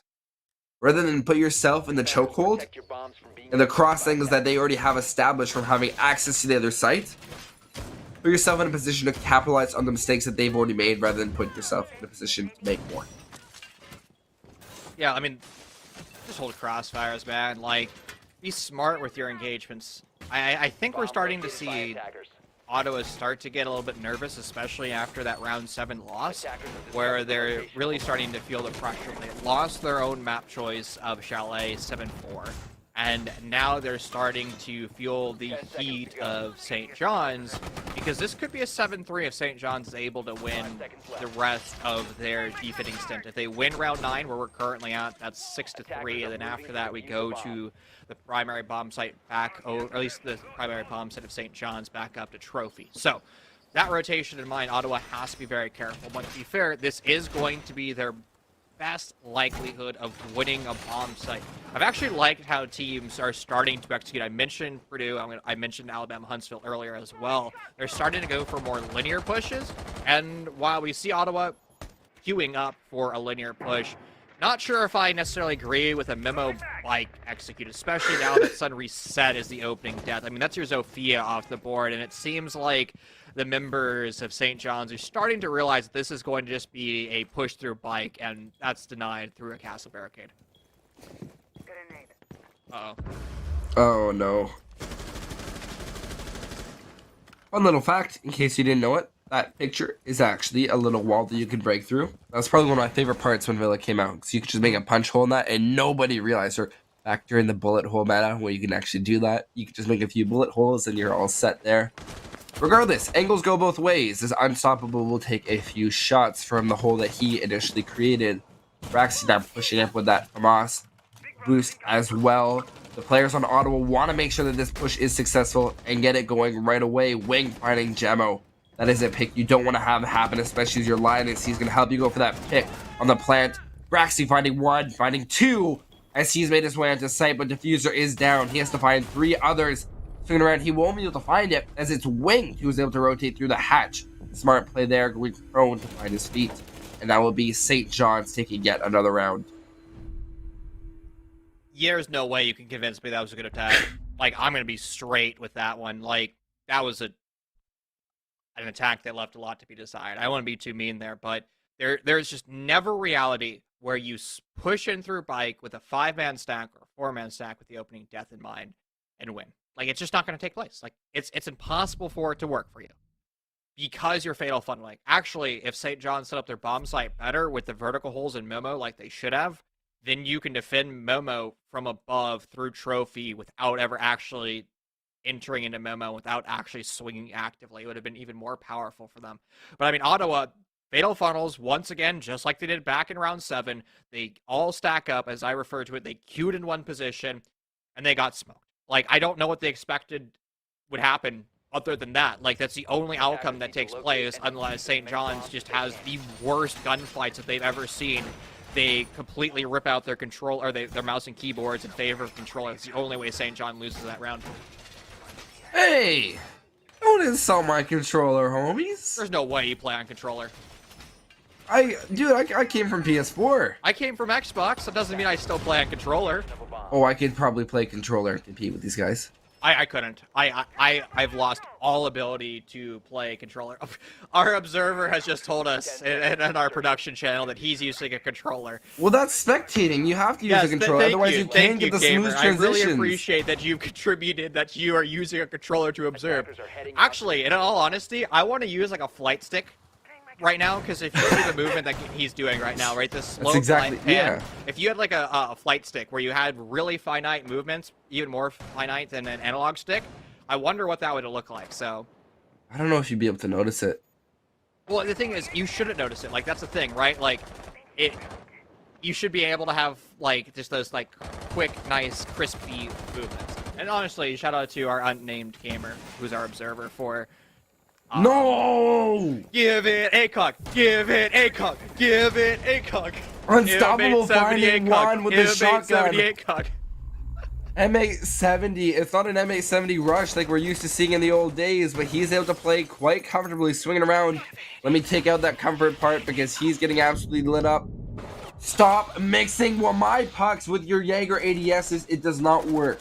We're actually making quick work of the Jaeger as Sun will push in. And we have yet again another Wamai sound bug. Thank you very much for that, guys. I really needed that in my life. Okay. I will say this. I'm going to preface this. Rainbow Six Siege has the most complicated sound engine out of any game, so be nice to the devs. They do try their hardest. I hate toxicity when it comes to devs, so I'll fix it. No, I mean that they shouldn't have to account for that. They shouldn't have to account for people mixing them. Regardless, shots coming out. Warlord going to be able to find one Smasher as they want to end this series right here, right now. Marsh going to fight back with that on that thermite, pushing in through bathroom, looking for the player on stairs, but there's Smasher with a huge double kill. All of them to Braxy, yet again in a 1v3, fighting to keep his team alive. Looking for the footprints, he'll be able to see them, but the moment he tracks them out, he gives away his position, but no! Smasher will find the headshot. And it'll be St. John's University moving their way on to the finals. 7-4, 7-3 for St. John's. They showed up. They played well. They looked like they're the better team today. I mean, Ottawa left a lot to be desired, especially those attacks on Villa. They made a lot of mistakes, and it ended up costing them in the end. I mean, there is plenty of rounds where Ottawa, I mean, they just stacked on those Villa attacks. They fiddle funneled and died in the end, and that's just not a place that you can be. You're currently in the semifinals of NECC, and you do not have the luxury of making mistakes. And today, all eyes on St. John's. They move into the grand finals. St. John's deserves that win. They definitely played. There was some little areas that they needed to correct on. But at the end of the day, the fundamentals were there, and they played with a lot of dedication and awareness to what was going on around them. And that's something that I just have to give credit where credit's due. And they deserve that win today. Ladies and gentlemen, don't go anywhere. Keep this tab open. We'll be back with you in about 3 minutes because we have a special surprise for you. An interview with one of our St. John's players, so make sure you tune in for that. See you soon.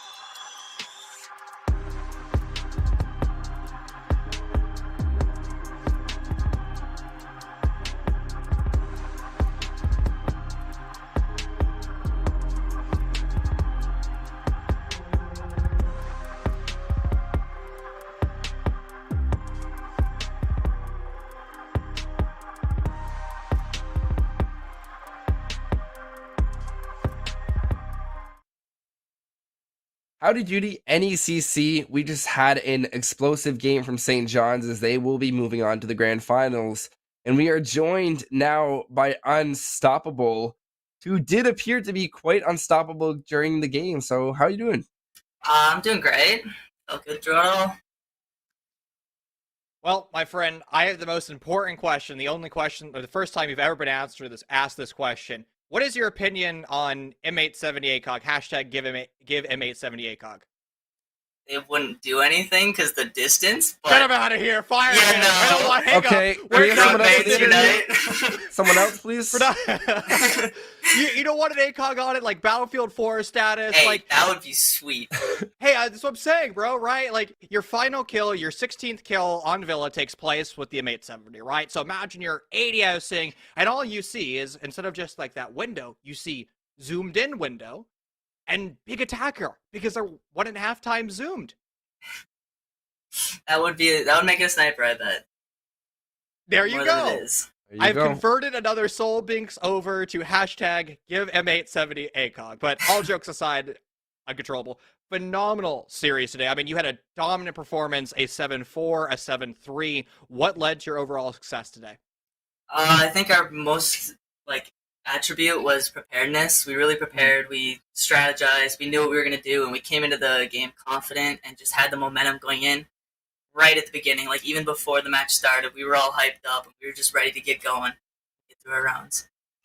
So then, without any big leakers, what does your preparation gonna look like as you move into the grand finals? Well, it's going to be looking at our opponents a little bit, as everyone does and everyone should be doing, and just practicing our strats, making sure we're saving the few strats for that grand final, and keep it interesting.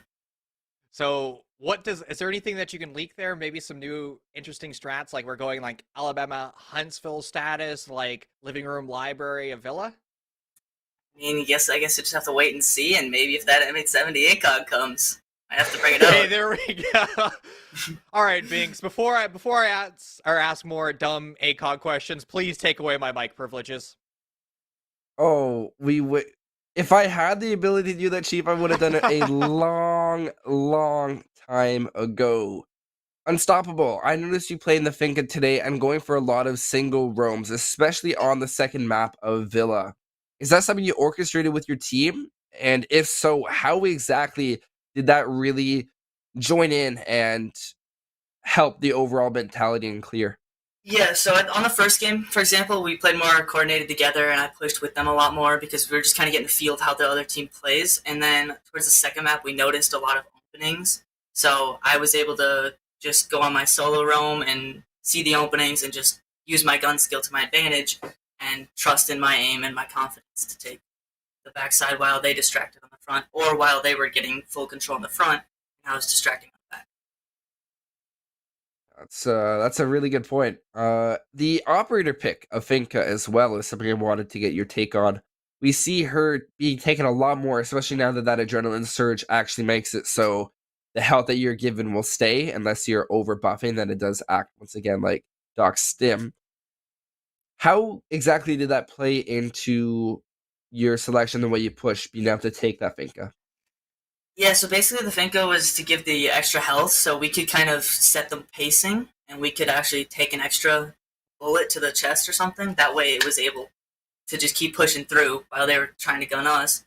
But the healing was just a plus, where if someone gets shot and it comes end round, then we could just heal up. Like, I know I did it on myself a few times, where go down to 20 HP, you heal yourself back up to 40, and it just keeps the momentum going, and it doesn't make anyone back off because they're scared because they have low HP.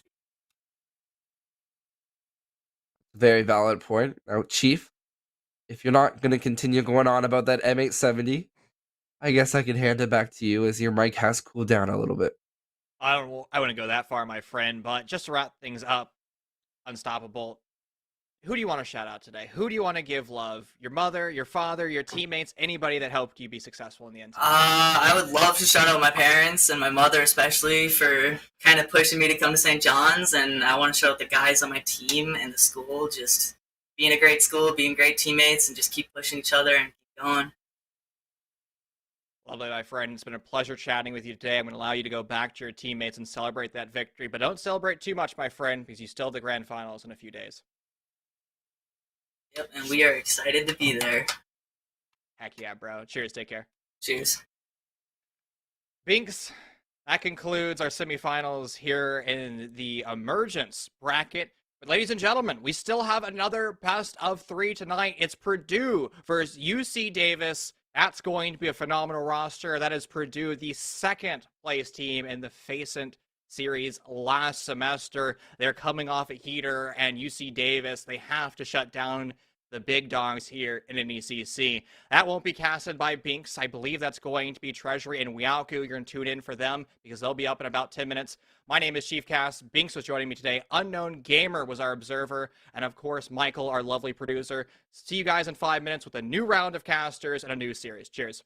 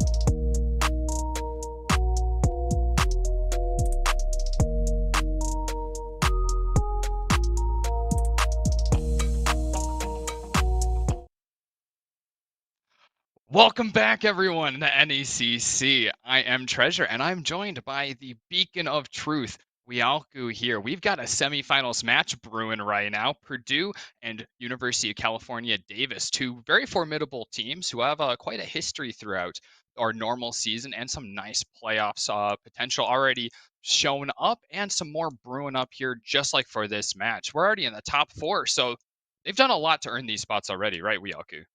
Oh, definitely. And, just to go back a little bit, Beacon of Truth, it's a new one. Haven't heard that one before. We'll see if it remains to be true today.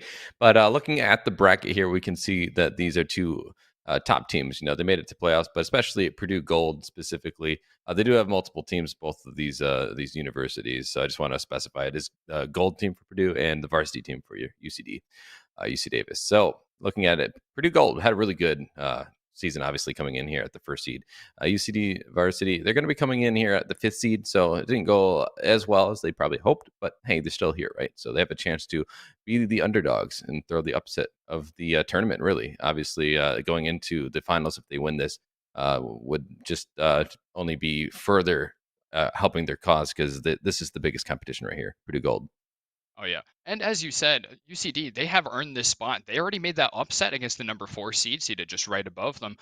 You Ottawa Garnet right there. So that's a nice little thing for them right there. They're seated a little bit more than the bracket was going to give them credit for. They really have to break out for this one though. Purdue has quite a season under their belts. They've only lost one match throughout the entire regular season, and in this head-to-head matchup during regular season, it went heavily in favor of Purdue. Indeed. Looking at the maps, though, we're going to go into Oregon first, and then Chalet. And if we get there, the third map will be on Clubhouse. Now, just so everyone knows, the decider, we don't know what side they'll be starting on. That'll be determined by the round differential. So these two first maps, even if it goes one apiece, it's about who wins better on that map. They'll get to decide what side they want to start on, which could be a huge advantage. So something to keep in mind. But I think we should be able to jump into the game very soon here. Looking at the first map, though, it is Oregon. What are your thoughts on this map? I usually call it Oregon because it's pretty straightforward, not a lot of dynamics to it.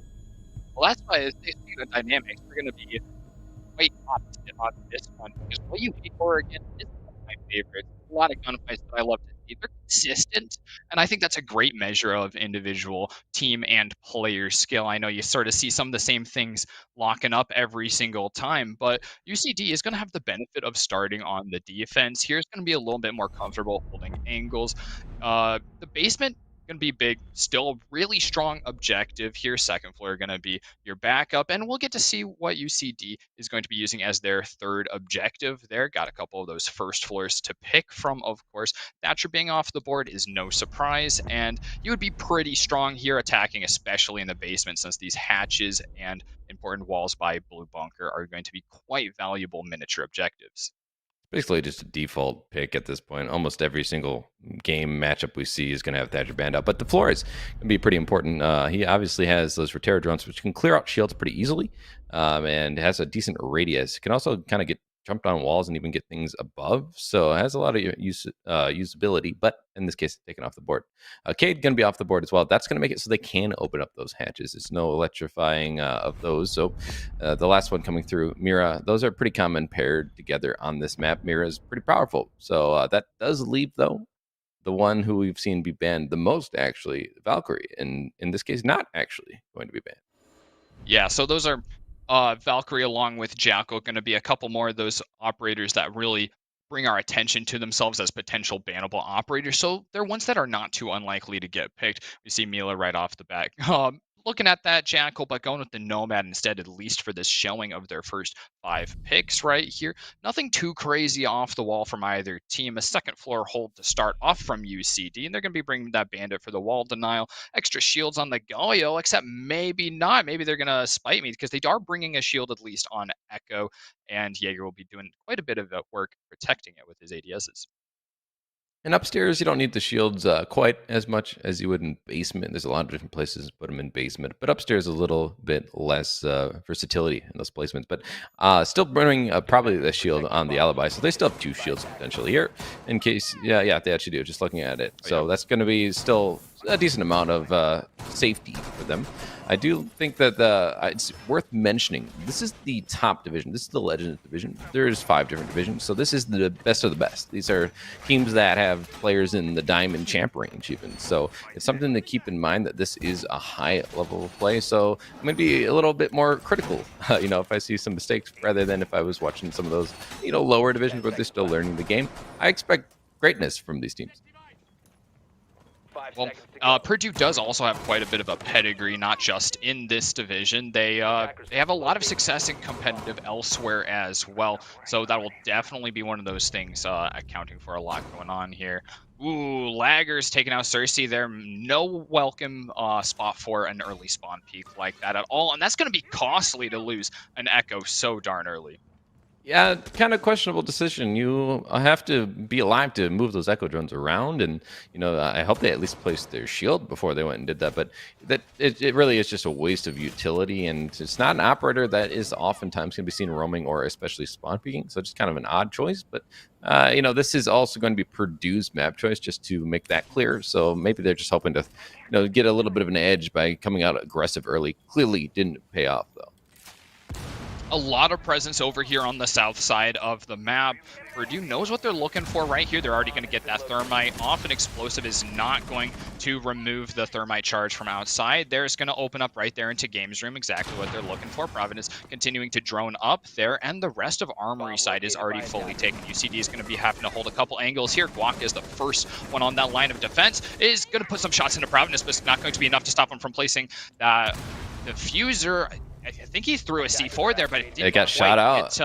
Okay. Defended by a teammate there. France going down as well. And Providence picks one up himself. Guac no longer has that line of sight, which is going to be all valuable on the diffuser. And there's only 2 operators left for the defense. King Richie stuck in AFK, dorms. Oh, no. Yeah. Looks like he must have disconnected here. He's going to be the last one left as his teammate gets taken off the board. Huncho Panda not able to make that clutch. And in a curious little round 1 going very quickly in favor of Purdue Gold. It just fell off the face of the earth on the side of UC Davis. You feel bad with the disconnect, but also the spawn peak not helping them to begin the round. So, I guess it was the cursor bug coming through. And it's hard to say because I don't know when the call was made. It's hard for me to catch the timer on that. So it was made in prep. So I think that would technically be a rehost. So I think that round will have to be replayed there. Unfortunately, didn't process that fast. That's on me. But yeah, luckily we do have a real life match admin here in the studio. Yeah, did they type it in chat? I didn't even see it down in the chat when I was watching the screen. So okay, must have missed that. Okay, well, again, my bad. But hopefully there's another admin watching who could have caught that. So that's good. We have other people paying attention to things. So anyway, it's gonna be a rehost. We're gonna have to get out of this lobby, restart it up. So it's gonna take a little bit of time here. But just something to keep in mind though is Purdue, they do have the advantage coming in. This is their map choice, but they've also just been dynamite on both sides. So it's not surprising to see them come out with an attack like that. Obviously, with the cursor bug, it obviously made the round go a little differently than expected for the other side for UC Davis. I'm sure bit of a 5v3 there. They're probably like, wait, what? Aren't we rehosting? But yeah. Oh, I guess they're gonna play through it. All right. Well, I appreciate that. Makes us not have to waste any more time with that rehost. Those do take a little bit of time, so we appreciate that from the team. Looks like the bug was fixed anyway, so luckily just a 1-round thing. They're going to be going back to that bomb site. Clearly, we didn't see their full potential on it, so in this case, I'm not going to harp on it too much. I know a lot of times people are critical of going to the same bomb site, but in this case, I think an exception can be made. Yeah, and they do have a little bit of read. I think their setup was mostly there, and they do have a little bit of a read on what Purdue might be looking to do pretty comfortably there. I would not be surprised one bit if they've got something else up their sleeve to bring, since they've already shown a little bit of their hand. The setup's going to be pretty similar here. Maybe a little less similar than I was thinking initially. The Valkyrie's going to be up instead of the Echo, and a Wamai brought as well is going to add even more support for the single shield that's actually going to be here. A very similar push from Purdue, though, actually, as we get going. I expect a C4 to probably be attempted, but they are also cooking a grenade here. So Flashbang's going to come through. It's going to burn out any ADSs with my discs, and they're going to hope to nail him with that grenade, but in this case, there's still enough to protect the players on the other side. That's going to be the C4 thrown by King Richie. It's going to find Goose Smitty, the opening kill going in favor of UC Davis this time.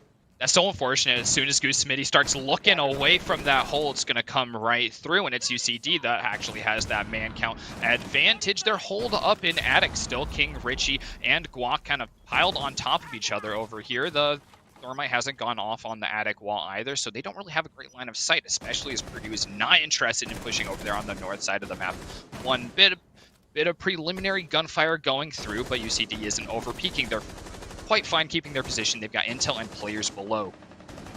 And we do see them pushing up. Hangman going to get kill on to Searchy, though, so it's going to even the man count. But time is starting to get a little bit dire here. We're still a little over a minute, so they can still get an execute here. But I'm concerned with just the lack of push coming through from the attackers. And I couldn't see the wall, but I don't know if they even got it open yet. That's something to be aware of. Providence is going to be really aggressive on the trophy door here, so he's going to be trying to keep that player in check behind it. He might have saw the foot there, but unfortunately just wasn't able to nab it. That player's just going to sit there and just wait and buy time.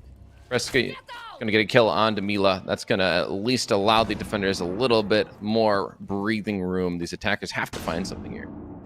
Providence pushing up once again. He was holding that line of sight all the way into, bunked. King Richie, though, lying down is going to execute Providence there. Hangman getting the refrag, but France gets another one on the defense there. Hangman put in a tight situation as the rest of the roamers are having to come back up and finish him off before he's able to put that fuse down. It's a 1-1 after a pretty much thrown first round because of those technical difficulties. This might be a little bit closer. I like gauging off the first two rounds usually. It's a nice little spot to see them both teams in action getting to react to each other after round one, and that feels pretty tight.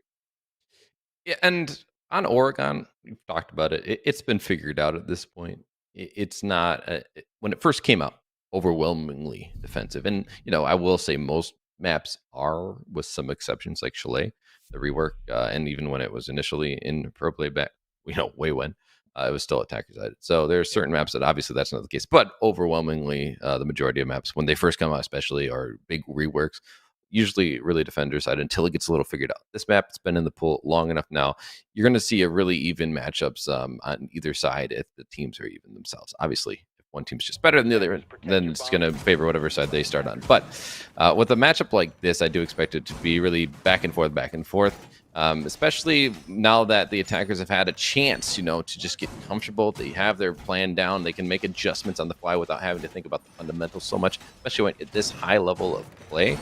Going down into the basement, this is, as you had mentioned, the two sites that are common are basement and up top, and we've seen up top 2 times. Now we're going to see this basement hold. I think that if you do get a full rotation, though, that third site is always the questionable one, because some teams still do like to try that dining and kitchen hold. Yeah, here's an interesting hold right here, though. Pretty extended up into the first floor. A couple operators setting up there. Of course, a castle pick on basement is going to be an exciting one. Then a lot of utility sync overall. Of course, castle once again. Jaeger getting rid of lots of those throwables, and the Goyo's always super strong here in the basement. The TCSG having that relatively recent buff is also going to be quite valuable, especially holding longer angles. We'll see how Purdue starts dealing with this. Goose Smitty already pushing up pretty far ahead, got drone right ahead of them, but no one really close to refrag. That might be a problem if they find some roamers. If Goose had just pushed up a little earlier there, probably could have netted himself that kill on the player just going through Z, but they've already managed to go back down into the basement, so they escaped their grasp. That's going to be Hangman, though, getting Guac, so either way, someone found a roamer above, and that's going to be the opening kill coming in favor of Purdue Gold. And pretty early on, we're not even a minute in. Yeah, that is pretty early for Guac going down. Unfortunately, it wasn't the best gun to be losing for the team. Cersei has some intel to be working off of, but it's Huncho Panda, who is the one that does take out Mila here. A casualty on either side. That utility is going to be hurting Purdue. They're not going to have that same flank watch that the air jabs would be conferring to them. Right here, it's an interesting dance between these two teams. Lots of roam and a aggressive but reserved still attack from Purdue right now. I just want to point out, Treasure, that it's a bit weird that the Nomad was so far away from any teammates. I'm not sure what was going on there, but they all look like they're going from a front side push, laundry freezer stairs push, which is pretty common, right? But that one player was over near Big Tower, where Huncho Panda is, and they get killed, and there's no refrag potential there. So it's kind of a questionable play. Maybe a little aggro. Wasn't expecting someone to be upstairs in Big Tower, but even if they weren't, just like why be aggressive at all in that position when you're alone? It's just kind of an odd choice. But in any case, they're going to be starting to work on these hatches and try and get those pressure points because, as I mentioned, this is a freezer stairs, laundry stairs push from the front side. It's going to be pretty standard. Just got to burn out these ADSs and try and get the crossfires, and they still could find themselves in a winnable situation. But you know, as time does tick down, we're getting lower than a minute, and they still haven't really gotten a good push into freezer. Ooh, C4 going out over the way by Laundry, but another one has been shot out of the air. It's not going to hit its mark, but King Richie still wants this kill. Gonna crawl all the way up, finds Providence, but not early enough, as Providence is gonna find the head right there. Going down himself, though, Goose Smitty gets Francis, as Francis gets Providence. We're left with only Huncho Panda on the defense after a blitz of attacks right here, but Huncho is feeling good. He's going to get a triple kill right there through Freezer. He's in a 1v1 against Goose Smitty, who has to still pick up that diffuser and find where Huncho Pando has ended up. He's going to show the head, but he is just better, finds it first. Yeah, it's swing or be swung. So interesting that they would go for such an odd angle when another player was already found laying on the ground. So, I mean, I think a lot of players have become way more aware of it. It doesn't work nearly as well as it used to. They're being found out, and unfortunately, they're not able to net it. And it was a really good round from Huncho. They got a 3K, good for them. But unfortunately, the 1v1 at the end of it all wasn't able to clutch it up. Purdue now sitting on top at the halfway point of the first half. Well, you really don't like losing your rounds on basement. That's definitely one of the most comfortable sites around in general. Like you said, attack is getting better and better all the time on Oregon as teams tighten up. And Purdue absolutely was tight, except for maybe that losing the Nomad so early. And that definitely hurt, but not so bad that they couldn't just clean that up with a really tight execute on Laundry and Freezer right there. Huncho Panda on the roam, I think that's going to be something to be really looking for as we continue on this round. Well, it's also weird that they're not bringing the Vector. They're bringing the gun, the shotgun, the TCSG. Odd, but got kills with it. And so I guess it works, right? The one thing I will say, though, is that with having the Nomad dead early on, that means you guarantee yourself someone available to watch flank drones. They must just not have had one, and that's kind of odd to me for a team of the caliber of Purdue Gold. Caught off guard like that down Freezer. One of your main pushes, you almost always have some sort of drone near Z or something able to watch that doorway leading down those stairs.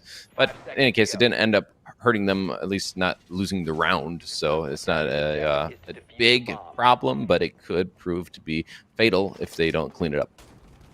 Here's the same defensive setup from UCD. They're going to be leaving Guac upstairs, where he died pretty early on last round. They do have a Goyo shield set up over here in Meeting Hall, which is quite fascinating. So that's a lot of investment up top. He's over here with Huncho Panda.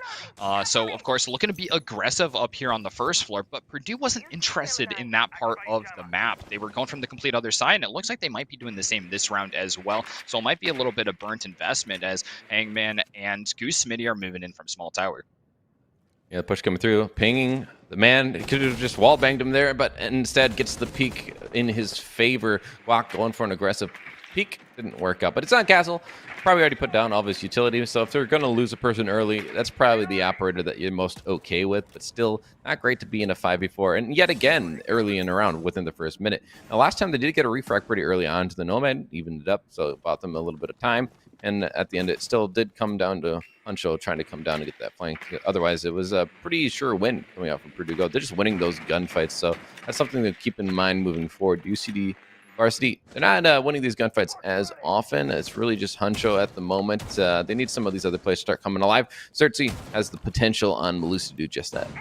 Yeah, and they do already know Huncho Panda's location. We saw that drone peek him for just a moment, so they know he's playing that same location as last time. It's the exact same hold. Certzy, like you said, moving up and trying to bolster this up top hold, while Purdue is starting to just go down the stairs the same way they did before. They don't see any reason to change anything, and they have a little more flank being watched right now. Oh my gosh, the guns start blazing. Mila taking some damage, not finding the kill here, but Providence is fine to be putting down the diffuser. King Ricci goes down to Mila there, finished off with the pistol, and Laggers gets another one as well. There's only 2 defenders left, and Huncho Panda already taking damage, and out the C4 is going to land, though. Certzy gets one for themselves, and there's only 3 to deal with, but that's going to be even more than Huncho Panda was able to deal with last time. Same location as well. Red Dot, interesting choice, but 1v3, can it work out for him? No. Smitty's going to shut him down, stomp on their head, and get them another round further, starting to pull away a little bit.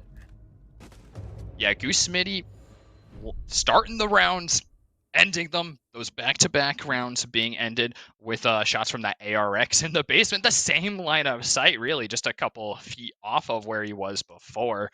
They're feeling really comfortable attacking basement right now. Yeah, that's the concern on the other side too. To be fair, a little bit, they're losing the gunfights when it matters most. I mean, that's just everyone pushing from one doorway, and they're allowed to get away with it because the bodies aren't there to defend that. They were caught off guard. It was a really good decision. You don't normally do a push like that. I think we all know that. That's a fundamental thing. You usually want to crossfire someone in freezer. Didn't really have that unless I missed that fifth player. They did only have 4 there, so maybe that's where the fifth player was. Either way, though, it was really aggressive, and it pays off. It's all about timing, right? You see some teams go for it, and the timing just isn't right, and they just get blasted for it, and they get punished. In that case, it's perfectly executed for Purdue. Don't want to take away from that too much, but also that's 2 rounds in a row on basement that UCD Davis varsity have just lost. And as you said, it's a comfortable bomb site, so to be losing like that it's a bad omen. Definitely. They're going to be heading back up to second floor. Not interested in trying out those first floor objectives yet.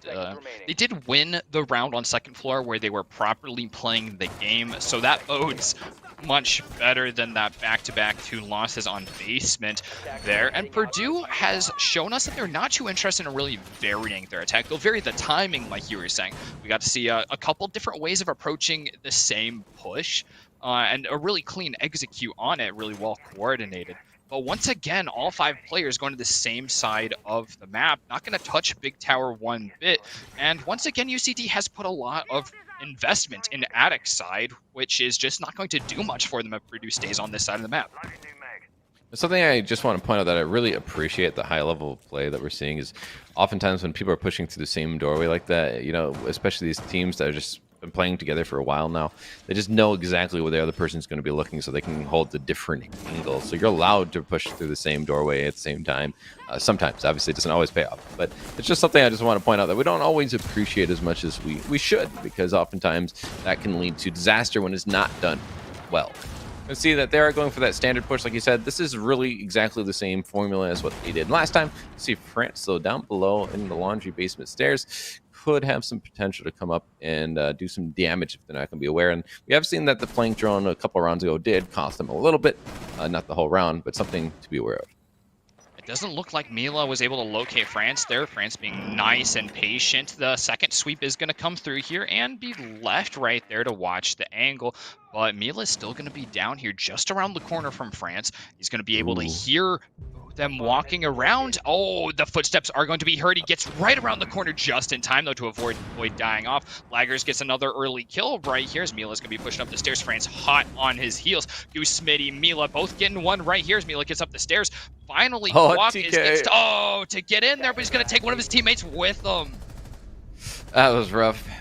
Honestly, France just missed the timing there, but at the same time, that's completely offsite. It's a different matter altogether, because while that's going on in sight, all of his teammates are dying. And France was just kind of, even if they get the kill there, wouldn't have really made that much of a difference. Sight control was lost, so some of those anchors in sight are just getting pummeled, and Purdue Gold just looking so dominant. This is their map choice, and it's showing to be a very good one. They clearly came prepared. Yep, definitely. 4-1 already. They're looking to close us out with a 5-1 half if they can. UCD just hanging on, going to go back to second floor. They're not getting to explore their third bomb site at all during this half, so they'll have to hope that going back to second floor will do it for them. They're back with the same lineup as last round. They got the Alibi, they got the Mute, they got the Malusi. So there's just going to be some pretty standard operators that just bring a lot of value on their own. Nothing too crazy, electrified walls and all, but if it's going to be all put in the same place, I fear that the use of utility just won't be apt for the attack that they're actually seeing. I think a problem that's coming up from UC Davis is that they're just running the same operators every time, and I do think comfortability has its place. But when you're facing a team that is doing the same thing and they're winning more often than not winning, it means that they have the counter to your play. Meaning you do have to make adjustments. You do have to adapt. Whether that's an operator change isn't always the case, so it could still really very well go their way, but it's just kind of something. What are they going to do different? Really, is the question. Because if they're not changing an operator, then they need to change something, positioning, or even just aggression level. Something needs to come out because, as you said, this is going into a 5-1 if they lose this round, and then they're on attack. And this isn't an attacker-sided map. This is pretty even. So this isn't where they want to. Ooh, here is a little bit of change positioning. A lot more roam, especially on the first floor from UCD right now. They've got that alibi and shield set up in the main lobby, which is an interesting one. It'll be a bit of a thorn in the side of Purdue as they want that vertical control to make sure that there aren't going to be any explosives nice coming grenade down. from below. And impacts from below. Nice. Guac getting one as well. This is great. He's been having a hard time on these entry frags, so that's 100% what he wants to be seeing right now, and he's able to get it cleanly and get out. Huncho Pando getting one as well, and Purdue is having a little more pressure on them now. We taking out that cam right there. Goose Smitty droning out a little bit, but not getting much more for his team, as Mila's going to be the one holding the angles here as they actually try and push up on the operator in Attic, which has been a big bulkhead for the defense. Well, the aggression paying off for them so far, at least, as they have the diffuser down and they're a man advantage at this point in the round and almost halfway through the round.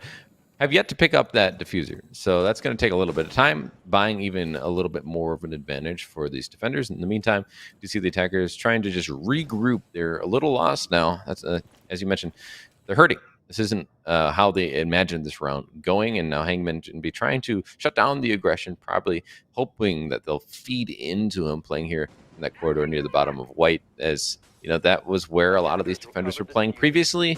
Not sure if he's going to net anything though with these defenders already moving back to site, except for Honcho, who obviously is just a game breaker if he's allowed to continue off site like this. Hangman does kill Guac though. Well, Purdue is looking a lot more quiet right now.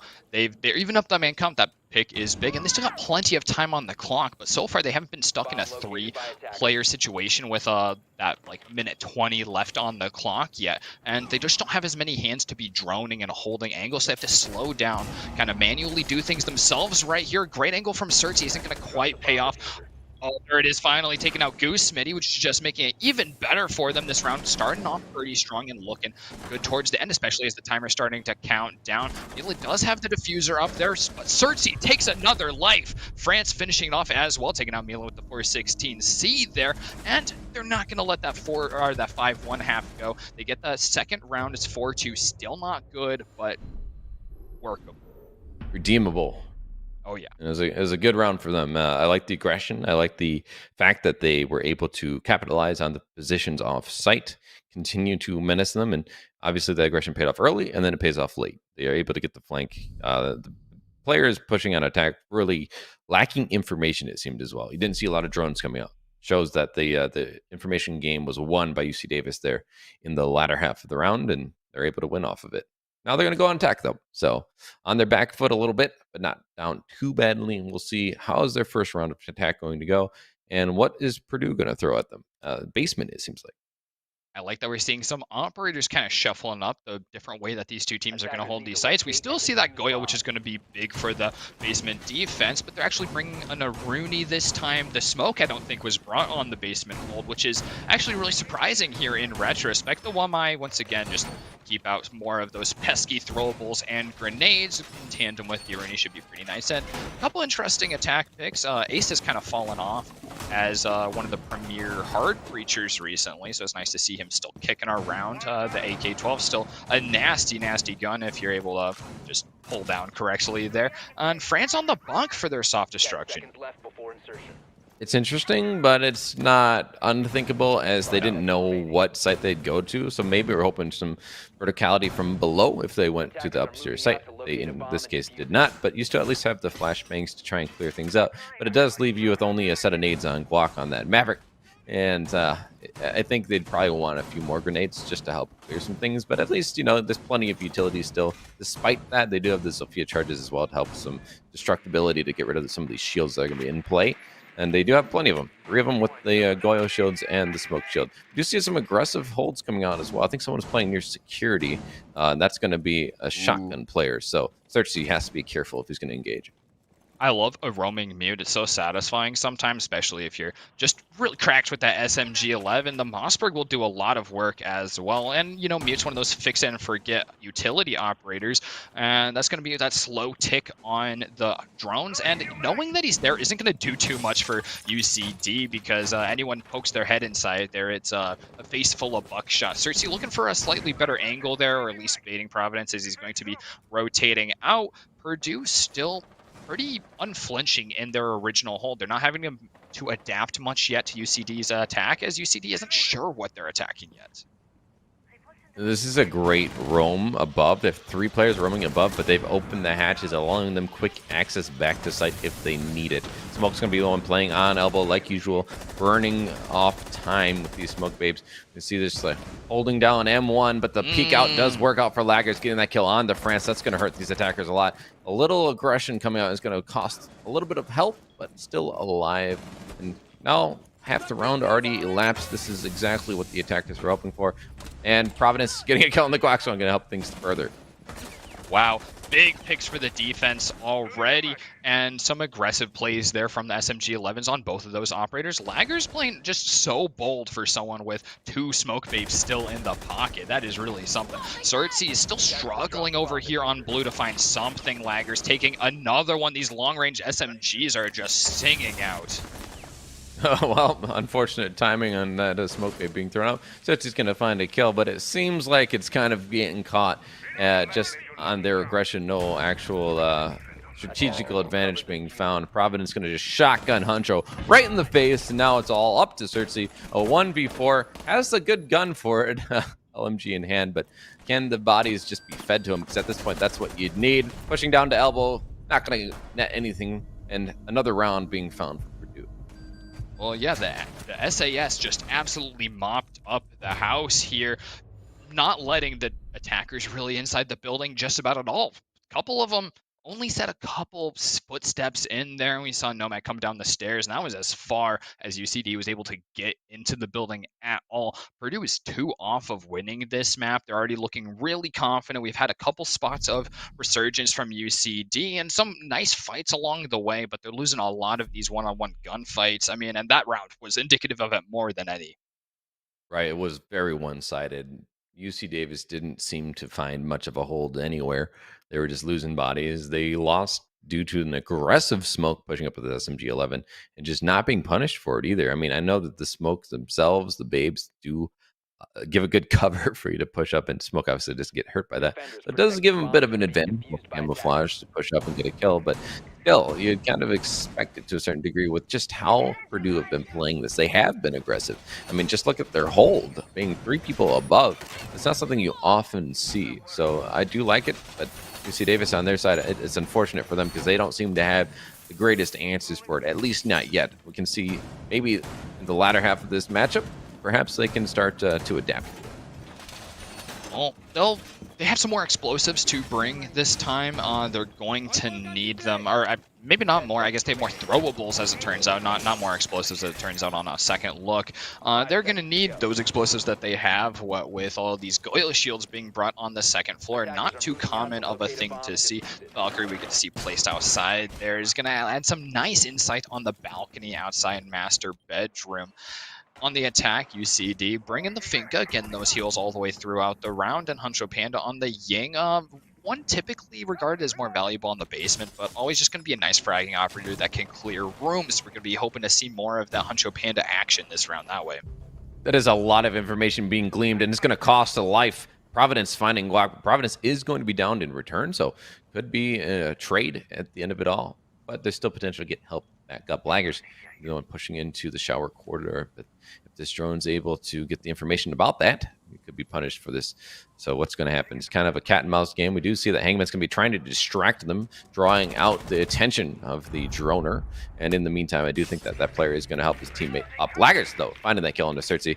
It's going to allow Purdue to have a lot of an advantage here with that information being gleaned. 2-man advantage, and we're only a minute in. King Richie does get a kill on the other side of clearing in through master bedroom and finding an opportunity to start putting down that hard destruction. But in small tower, it's looking dicey for France. He's still trying to find, he sees a sliver there, and it's not going to take much to finish Providence off after that initial downing. It's a 3v3 after just over a minute. Pretty bloody over there to the west side. But it's going to be down to these 3 players on each side to duel it out. A lot of information needs to be gleaned from UCD, and they only have 3 players to drone out and do that. I'm surprised that Valcam wasn't found out. I mean, that's a pretty common place for it to be thrown in. You have to be aware that Valk is available. I mean, you went through the ban phase, and if you're not going to ban her, you have to kind of plan for it to be available. But Huncho getting a kill on to Hangman is going to help them out on the attack. It's a 3v2. These defenders are going to have to start being aggressive, and they're going to be punished. Huncho round? Huncho finding another one now. Goose Smitty, all up to you, buddy. 1v3 over just under a minute remaining. It's not the greatest place to be in, but he's making the best of it. Gonna get 1 kill onto France. Another one with the C4 onto Huncho. 1v1 now. And the person, he knows their location outside a big window. This is looking great. A way to turn a terrible situation into a boon. Now they just have to sit and wait. Well, Huncho Panda starting to get fired up here, filing around an attack, going for that room clearing that I was saying that the Ying could net for his team, but Goose Smitty has been the Huncho Panda killer with the most impactful kills of any player in the lobby right now, and he's going to finish off this round when King Richie tries to get in the window, but he's just been boxed out. He didn't have enough time to go somewhere else. Goose Smitty gets match point for the team, or map point for this first Oregon map. They're looking to head on to Chalet. They want to get this done. Great 1v3 clutch coming out from Goose Smitty. Just brilliant. Getting the kill, throwing the C4 at the perfect time. Knew that they were bodying up there. I'm not sure if that was on the back of any information. Maybe the Valcam was in white. Not sure. Either way, great play. And then the last player just caught outside of the big window. Not a lot that player could do at that point in time. Probably should have tried to push in when they noticed the players on white were getting, bodied. But in any case, it was very quick. Can't really blame them for it. Unfortunate situation for them, and it turns into another round for Purdue, as you mentioned, putting them here on map point 6-2. So if a comeback's going to happen, it's going to need a lot of rounds in a row. Yeah, that's a lot of momentum to kind of get from nowhere right now, especially as the attack is feeling so uncomfortable against Purdue's defense. I guess there were moments throughout the beginning, but UCD had to take so long to deal with the small tower roam that they didn't have much to work with even when it came down to that 3v3, let alone the Goose Smitty clutch, which is just legendary on its own. It's unfortunate. They had the advantage. They could have got around there, and it would be 5-3, which would look a lot better. It's only 2 rounds off. Now the gap has been, increased to 4. Do you ever think it's really funny how sometimes the difference of 1 round feels like way more than others? Like 6-2, that's way different from 5-2, and like 5-3. If it just went the other side, it feels like a totally different match. It's interesting because it's so weird. You can look at it like logically with math and be like, it's not, it's a plus or minus 1 on each side, so it's a 2-round differential difference. 1 round can be that way, but also you think about like momentum and all that other things, sensationalizing it. It does certainly make some rounds seem more important than others. At the end of the day, though, all you need is those 7 in regulation, or if you go overtime, of course, 8. So we're gonna see who can get there.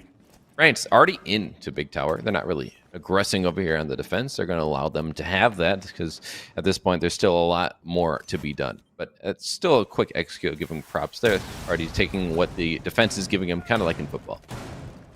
Yeah, I got to say, I'm a little questioning France staying on the buck here, especially if Glock's going to be on the Sledge. Sledge is a great pick to be dealing with these castle barricades. He's bringing the nades. He's got the soft destruction for the team on this side already, especially when they're also bringing the Ash.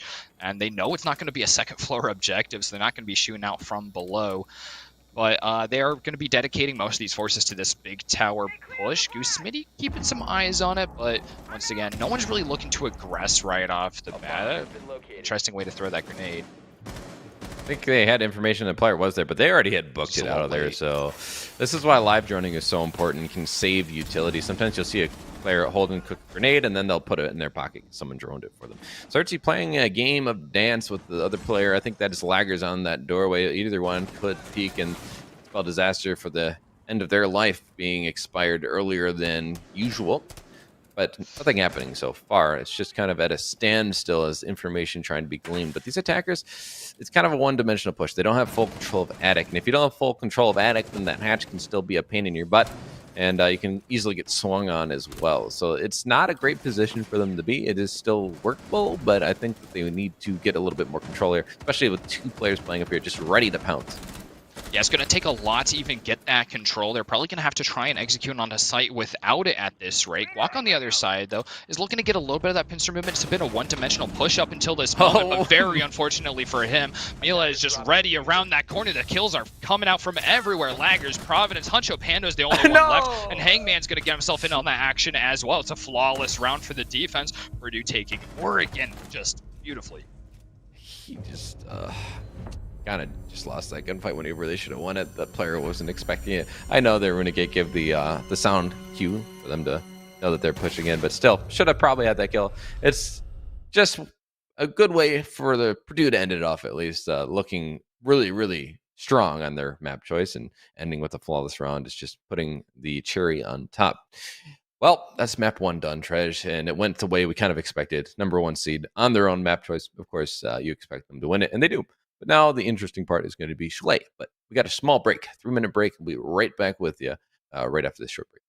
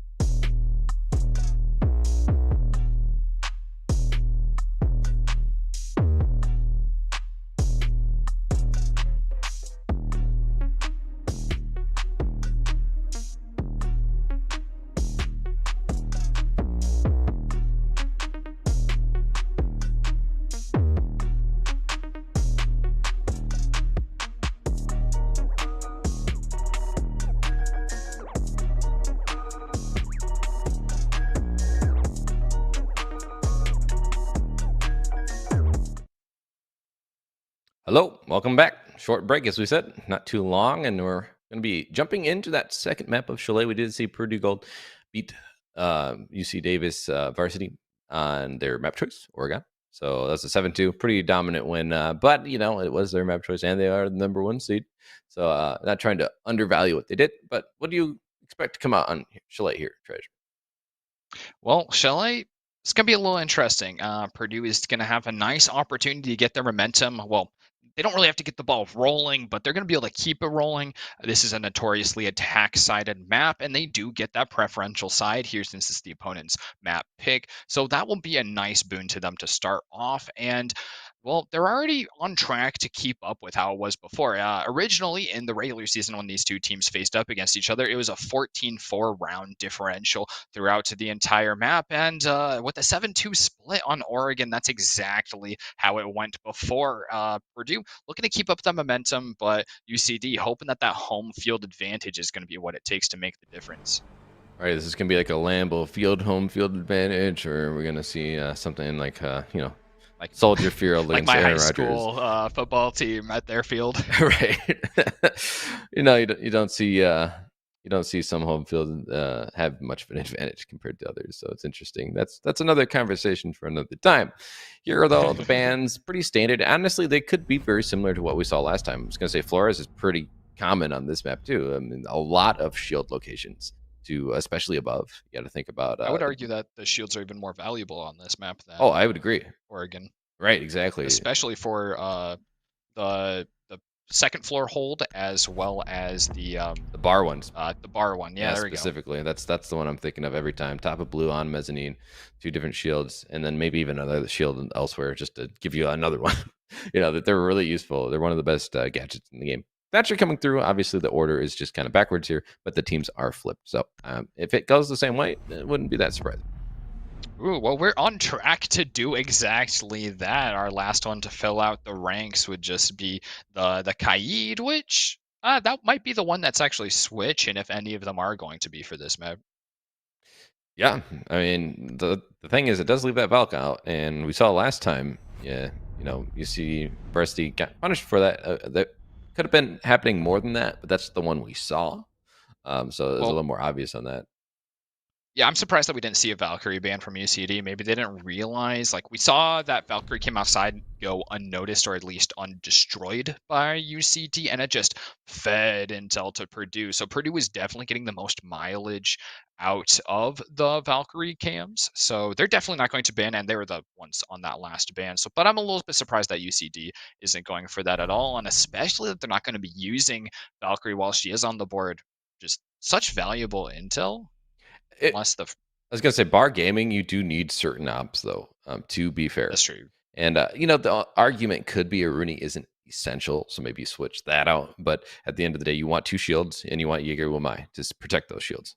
And because if you give up top floor, even with a minute remaining, that's still a decent amount of time. So you have to buy as much time as possible. So not surprising to see Purdue not go that route, but.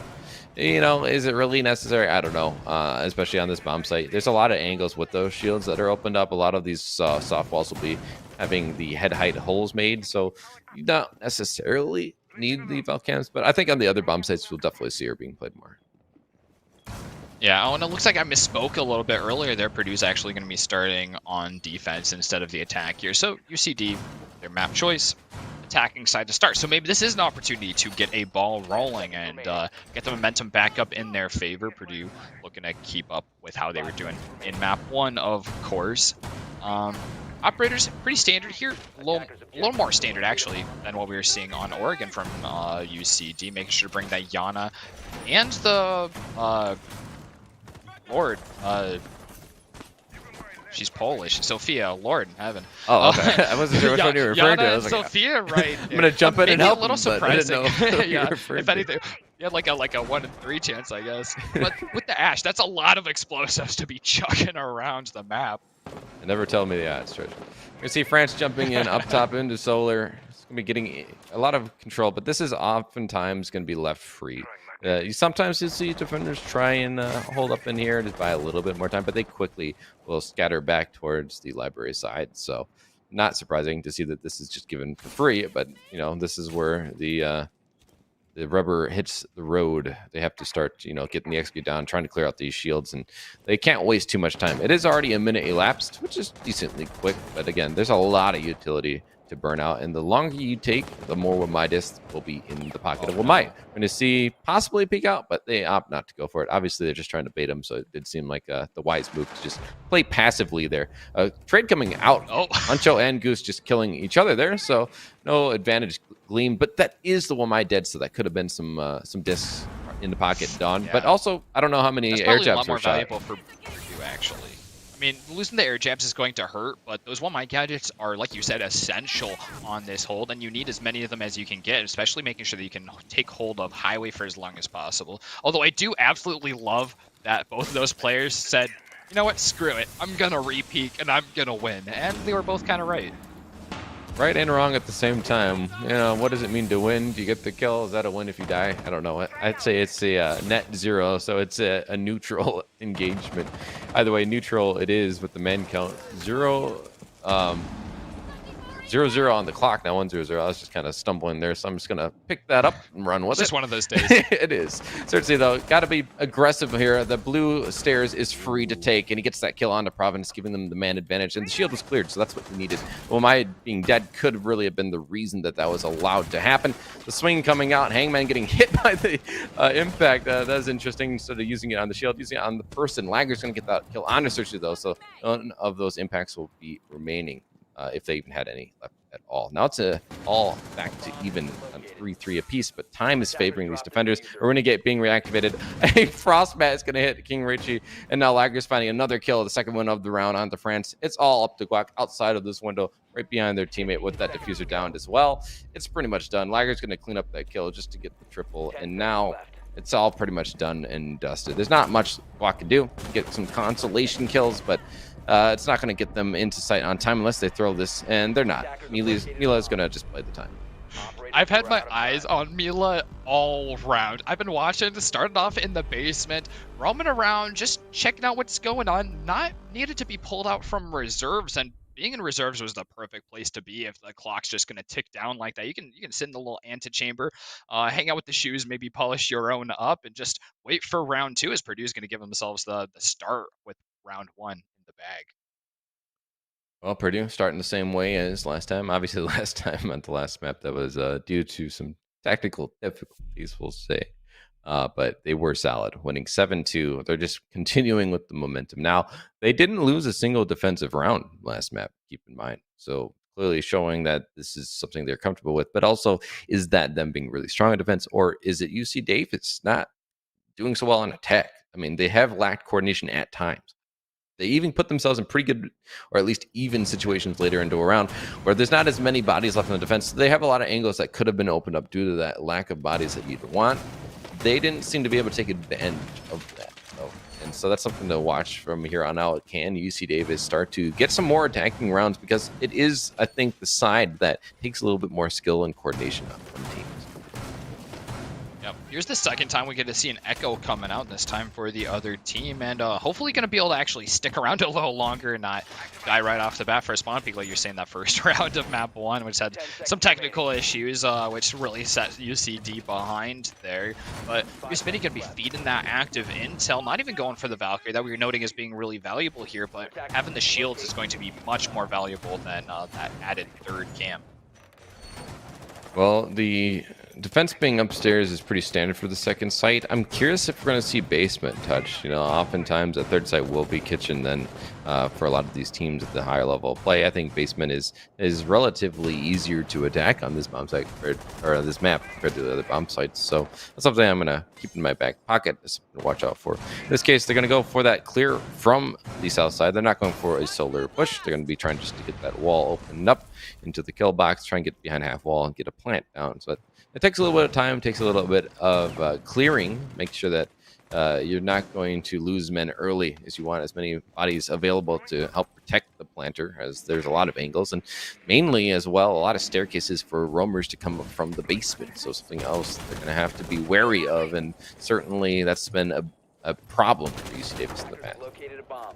That little hard breachable wall in office has really taken a heck of a beating. A lot of explosives going down there and shotgun holes being made up. Is going to be a point of a lot of contention here as the hard breach has done its job and opened it up. Drones are looking around on both sides. Goosemity on the Echo drones, keeping track of the attacker drones, making sure that they have the ability to deny a plant with their cam and going to shoot them out from below. There's a really good job of playing from below from Purdue Gold right here, especially from Hangman. He's got great watch of the site. Like the shotgun holes in the ceiling above that reinforcement can allow you to still C4 onto the default plant, potentially, if you have the skill to get the right throw. That is a tight window, and you have to get the exact right angle. So it's kind of a hit or miss depending on the skill of the player. But no bodies being found on the side of UC Davis, and not actually losing a body. Laggers getting that opening kill onto Quack. That's going to allow them to stay on the time, and me left only going to help them further. France getting taken out. This attack is just dwindling down, and they haven't gained any ground. And this is a constant problem, as I mentioned, and they haven't really fixed it. Laggers finding a second one. Huncho getting off the board, and Cersei is going to have to do a lot of work with Richie here. Yeah, Cersei wants to do something about Hangman down there, but the time is just not going to allow. Hangman is in such a safe location. No utility has been burned over there. Mila takes Cersei out now without getting that opportunity to find one of the roamers, and King Richie is forced to just make that try to see if they can make something happen. They're going to find two people, but Hangman ends up finding the kill in the end. Purdue had just such a confident hold here. They assumed no one's going to come up trophy. They've stuck everyone in the back, watching sight from piano room, from below in kitchen, and from master bedroom, just waiting for the office push to come out and take the peaks as they came by, and the picks just went right in their pocket, one after another. That was even more dominant than the first round. So clearly upstairs, a comfortable sight, but also UC Davis didn't look comfortable at all attacking that bomb plant. The first one on bar, they at least had a general idea. They get the shields cleared out. They, lost some bodies, and Frostmat really actually is part of the big problem there that cost them that first round. But at least it looked pretty competent going into especially the halfway point. They're at a pretty good point at that stage of the round one. But second round, we just saw they didn't have any ground really. The wall wasn't getting properly opened up. They didn't clear out the player below. The mute just got to sit down there the entire time. They had nothing going for them last round, and so that makes me very concerned.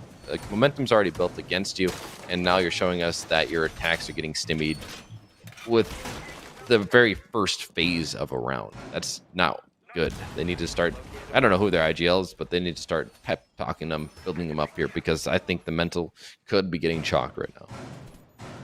Yeah, that would not surprise me right now, especially when that's 2 rounds in the hole on attack on Chalet. We've said enough about that for you guys to know what's going on. It's going to be frustrating for them. And Purdue is they're looking less and less concerned with the opposition as time goes on. They're a very laid-back team throughout the first half of almost all of these rounds. They take their time. They wait for their comms to be fully in order, and they make it happen. This time they got even more intel to be working with. They still got that mute to be holding up the walls and stimming some of the intel, but they got the Mozzie in addition to the Echo now.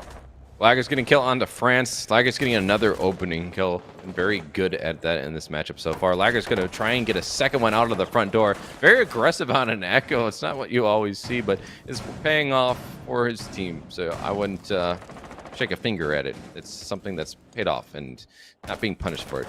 Not yet, at least. Ooh, Echo opening kills is starting to be a bit of a theme for this matchup so far. Lager's looking to peek 3 different angles, and I can't blame him. He's 6-1 right now. So been running away with rounds after round right now. And of course, he was doing phenomenally in map 1 as well, being the first player to break double digits even. This attack looks a little confused, and Cersei, not aware of the player in the bathroom, could swing on them and get the kill if they're not careful. This is why drone work is so important. You see a drone is starting to go through piano, I think, but it's not quite seeing him, and he just actually caught it with the Mozzie Pest. Now, Hangman could be caught from behind as Cersei was going through and down Solar, actually, not even going to go back towards them. Hearing the repel in, Hangman has all the information they need. They can easily get some kills. That's one. Not able to find a second yet, but obviously it's already damage done to these attackers. Another body being found by Goosemity. This is a 5v2 now. This is looking much the same as last round, where the attackers have no idea what they can do to counter this defensive. Hangman is deep in enemy territory, and he's been thriving. The player that passed him by already taken off the board. King Richie's been looking for him in this game of ring around the rosy, and it's just going to keep going Hangman's way. Guac is left alone on the main door. A terrible spot to try an entry from, especially. There's players up there on the second floor balcony. They have a better angle, and speaking of better angles, Mila is around a corner that's not going to peek the right way, so doesn't even get seen by Guac there trying to fight from the doorway. Dying to players he weren't even on his screen. Full rotation.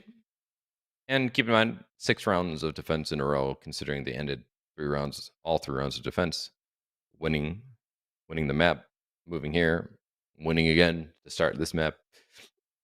And again, I don't want to take too much away from Purdue Gold. Their defensive looks solid, but it also makes me start to wonder if UC Davis has really gotten their attacks down on some of these maps, because they haven't had much of an answer. It hasn't been close, really, except for that first round. And even then, at the end of it all, it was a 1v3 that, some bodies were thrown at. So it's not great.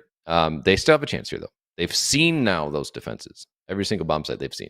So now this is where a good IGL would be able to make some adjustments and start winning some of these rounds to try and counter the play that they've seen. Yeah, and that is what UCD is going to be relying on right here. Pretty much the same picks being brought by Purdue. The smoke being switched out by the Providence Tachanka. That's all I have to say about that. It's a shield I don't up. know, actually. Yeah, you bring in the shield. I don't know. I don't think it gives better angles on this objective. So I'll be fascinated to see what Providence is going to be doing, seeing if the bouncing the Shimikas is going to be more valuable than just throwing and activating the smoke babes. Yeah, I'm not sure. I do think that at least it gives you some versatility on, you can bounce it off walls, so you don't have to peek angles. Never mind, right? I changed my mind. I know why he's doing it. He was playing high. He was playing a highway before. Yeah, he's gonna have even more protection than before, and he stalled so much time on the smoke from right here and around the corner. The Shimikas are gonna be really good, especially with there being so many more Shimikas than Toxic Babes. True. A lot of versatility on that op. I have seen him played more and more, honestly, so I'm kind of happy to see that. The Lord is no longer just a meme, it's actually usable. The other side of things, Huncho's going to be bringing that Jackal, so that's going to allow them at least to clear out some of these rumors a little bit better than what we've seen so far. They've been lacking information, honestly. The drone work hasn't been great, and that's part of the problem with them losing bodies early. I think they've just pushed into the locations without any awareness that there's some players nearby.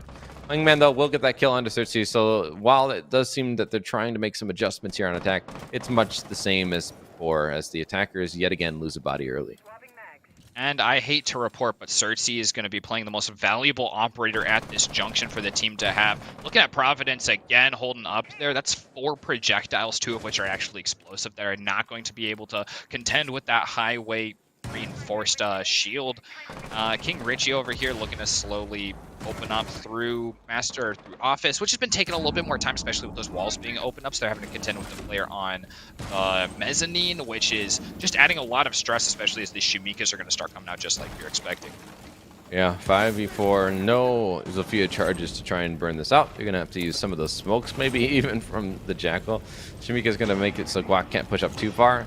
One of his grenades is going to get caught. Hopefully the clear out has been successful, but that shield is still standing. Lager is getting killed onto Guac, so that was the person with the grenades, using both of them, not able to net anything and losing their life. So Purdue in a comfortable spot in a 5v3 now. You see Davis is just getting stimmied yet again. These attacking runs are not going well for them whatsoever. France can be aggressive on to the piano double door, but Shimika's going to push them back, and they're just losing out on time and losing out on position. That shield is not going away. There's only 1 explosive left on the entire team, and it's slowly being burned out of France right here as that Shimika is going to bounce perfectly onto his location. King Richie's trying to do anything he can to keep those angles and keep them safe. But with Huncho Panda going down, it's looking like he probably won't even get the chance to go in the building. He is going to get a kill on a Hangman to stop that kill streak from going in. Wow, Lakers gets 1, Providence gets to finish it off. Spend a lot of time on Shimikas, but getting to use the DP27. Nice and satisfying headshot kill right there. Yeah, it's 4 in a row now. Just continuing to build up that momentum. It is just a giant wave crashing down on UC Davis varsity. They are just having a rough go of it. But there's still some salvaging that could be had with these last 2 rounds. And maybe this will be an odd chalet where it's defender sided. I don't know. But if you're a fan of UC Davis, you're certainly hoping that that is the case.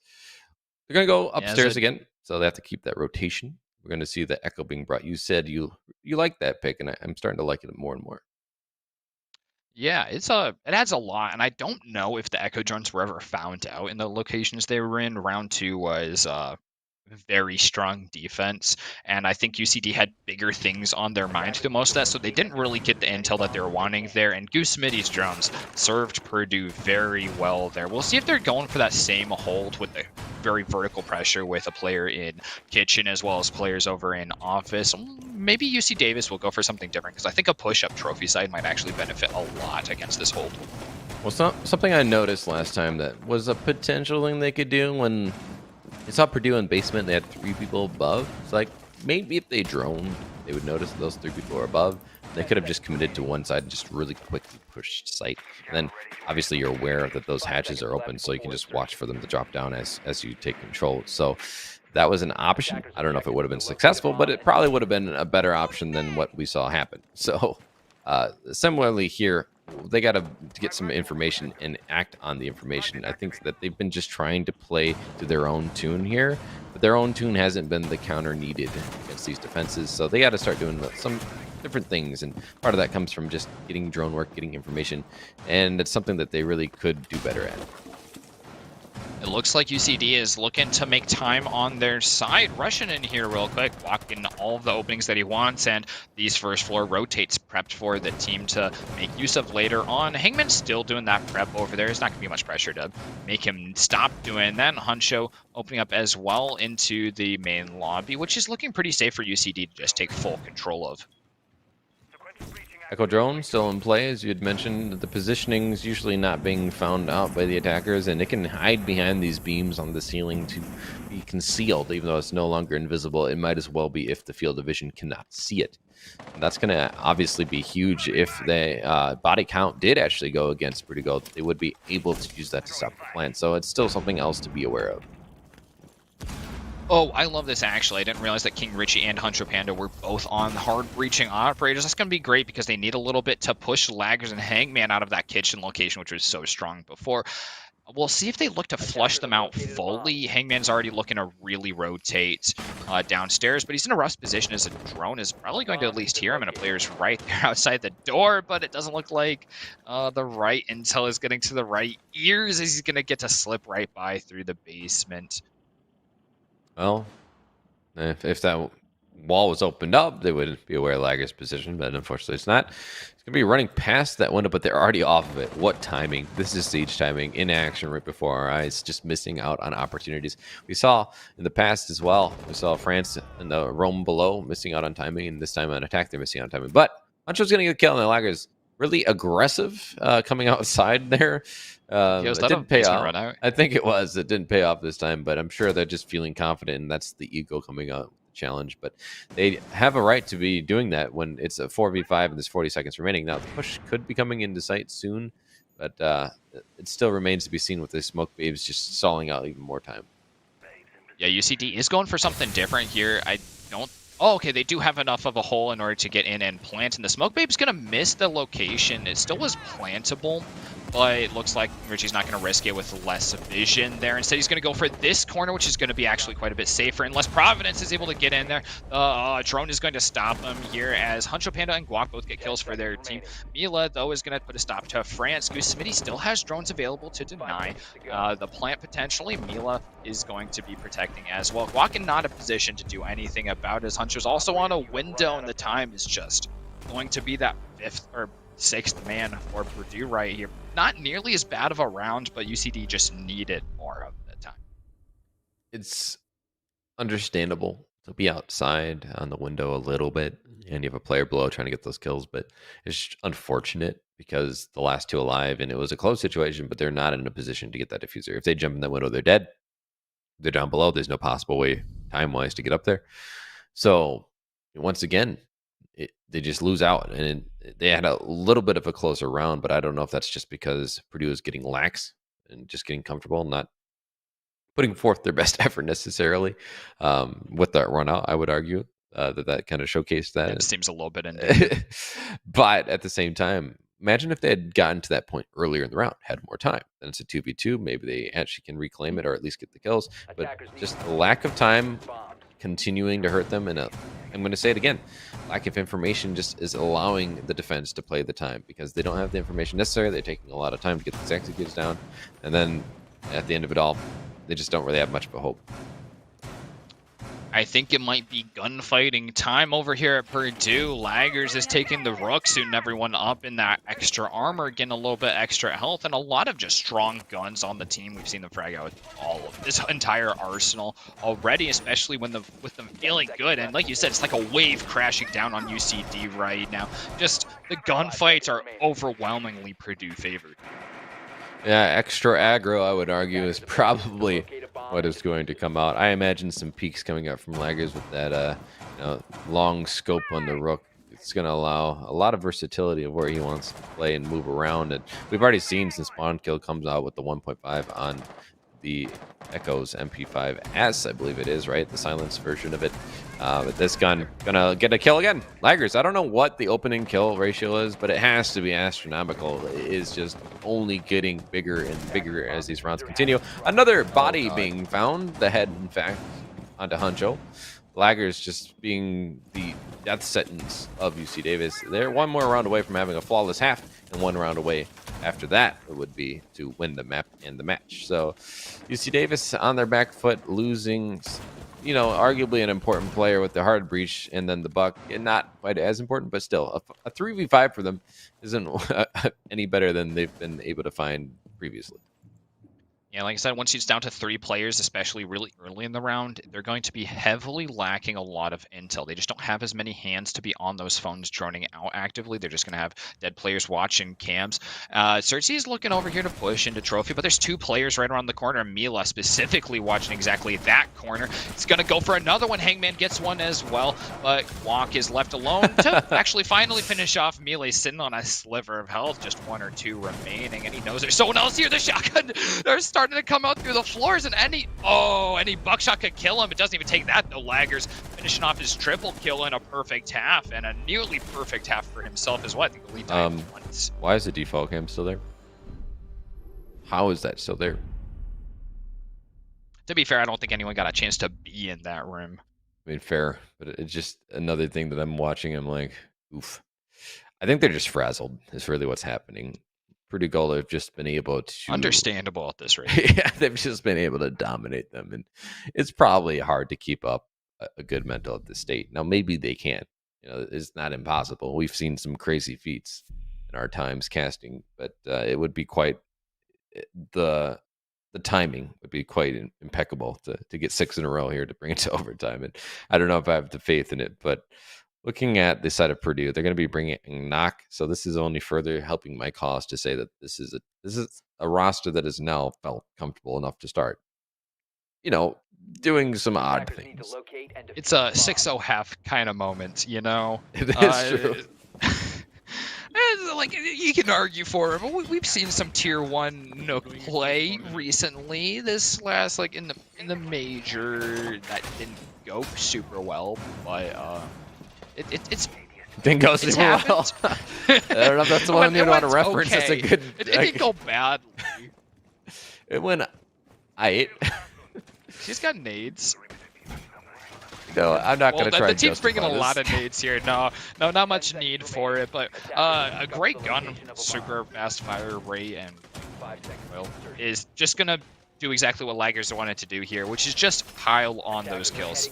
He's 11-3 right now, so feeling pretty darn good. I guess I lied with that number before. I thought he might have only died once, but it is 3 times instead. It's not going to make much difference to the match or even really his KDs. He's just pumping it right now. Yeah, 11 kills, breaking double digits within 6 rounds. That's almost 2 kills a round, so impressive. Laggers, and a lot of those coming on the opening engagement, so even further... it's not like it's coming in garbage time. This is just to open things up. Yeah, so good from them. Hoping to find another one here. Now, they could be found unawares, and that's going to be it. Guac going to punish them. I don't know why you'd run in with NECC. just sneak around and be like, yeah, but Yeah, Province silent gonna time. get the refrag at least, and the aggressive push. Oh no, the Iron Sight's gonna get the kill on the Oh, Huncho. Jesus. Smitty getting guac, and now things are just falling apart. You see Davis on the back foot now. Ela finding Cersei. It's all up to France. He can stop the 7-0 from happening if you can clutch a 1v4 situation. Not sure if he has it in him, and he doesn't. Smitty's gonna shut him down. Purdue gold 2-0, quick, dominant fashion, and they're moving on to the finals. Well, they're the first seed for a reason, the first seed overall in NECC, and they're going to keep proving it here. They have another match coming up later. They'll be the final match for them, actually. So they made some quick work of their playoffs run. They'll be playing against the winner of ONU Varsity and Columbia College, which is another match coming up at a later time. So big things still coming for Purdue. UCD has done a lot. They actually flew above their station, coming in with that fourth at least spot. They're tied, I guess, for third actually in the overall standings, and they were seeded to be in fifth. So that does not feel bad at all. And losing to Purdue, that's the best loss to have. Yeah, I mean, if you're going to lose to someone, at least you can. It's like when there's a dominant team in the NFL and they just destroy everyone. You're like, well, at least we lost to them, right? I mean, it's not great. You're still going to be down about it because you wanted to upset it, but you also want to just show that you are the best team. And in this case, they just weren't. You know, that there's a bigger fish out there, and that is Purdue gold. And we do actually have an interview coming up. I think we might have a small break before we get there. Is that correct, Michael? All right, it is. So we're going to go to a short break, and then we'll be back with that interview with one of the players from Purdue Gold just to see how things shook down. But stay with us. We'll be right back.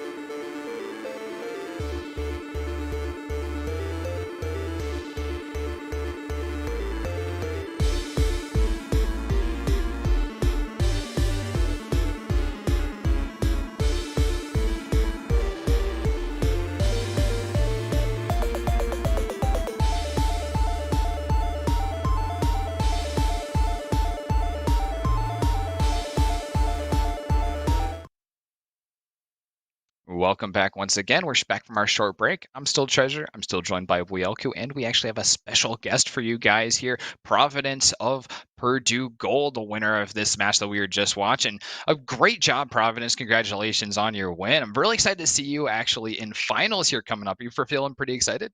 Yeah, we're looking forward to it. It's been a fun league so far, and yeah, things are going well, so we're happy. A dominant win coming in 2-0, 7-2, and then 7-0 on the second map. Could talk about that. But first, I do actually just want to ask a quick question of something I noticed. You didn't lose a single defensive round. You won out on the second half to finish off map 1, Oregon 3 in a row, and then obviously you had 6 in a row, all defensive on that first half of Chalet. So do you mind walking us through what you think might have led up to that dominance on the defense? Yeah, well, as a team, we play off each other. There's a lot of aspects of our team that have to do with mini games and creating mini games for the attackers. So even on a map like Chalet, which is typically attacker sided, we feel strong on defense. We often start defense, which is kind of against the grain on that map, but we feel comfortable. And I think if you can do the same things well repeatably, and there's few holes and cracks in your defense, then you should be winning most of them on most of the maps in the pool right now. So, yeah.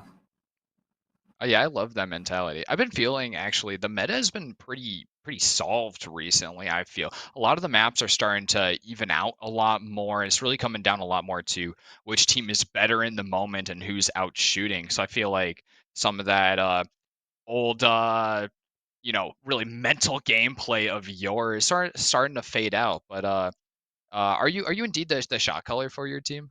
Yeah, I am the IGL. I think you're right about the meta. I think it's become a lot more intel swinging and aggressive takes, and even sometimes hero plays, particularly on attack, which can really swing rounds. Yeah, I think the utility burn and taking is a pretty much bygone era.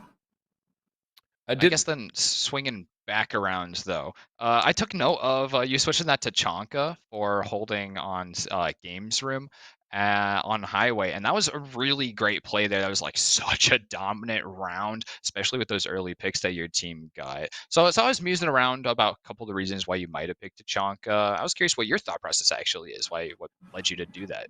Yeah, so a lot of teams will play a Wamai top blue. The way we think about it is it's a time wasting spot, right? And so we usually have me playing there as smoke. But the thing is, they're using those 2 pellets and just burning through that on the office wall there, and it's pretty difficult to get those smoke canisters through that. So I just switched off to the Tachanka so I could shoot those pellets all the way into office and waste a bit more time. Oh, that's even smarter than I was thinking.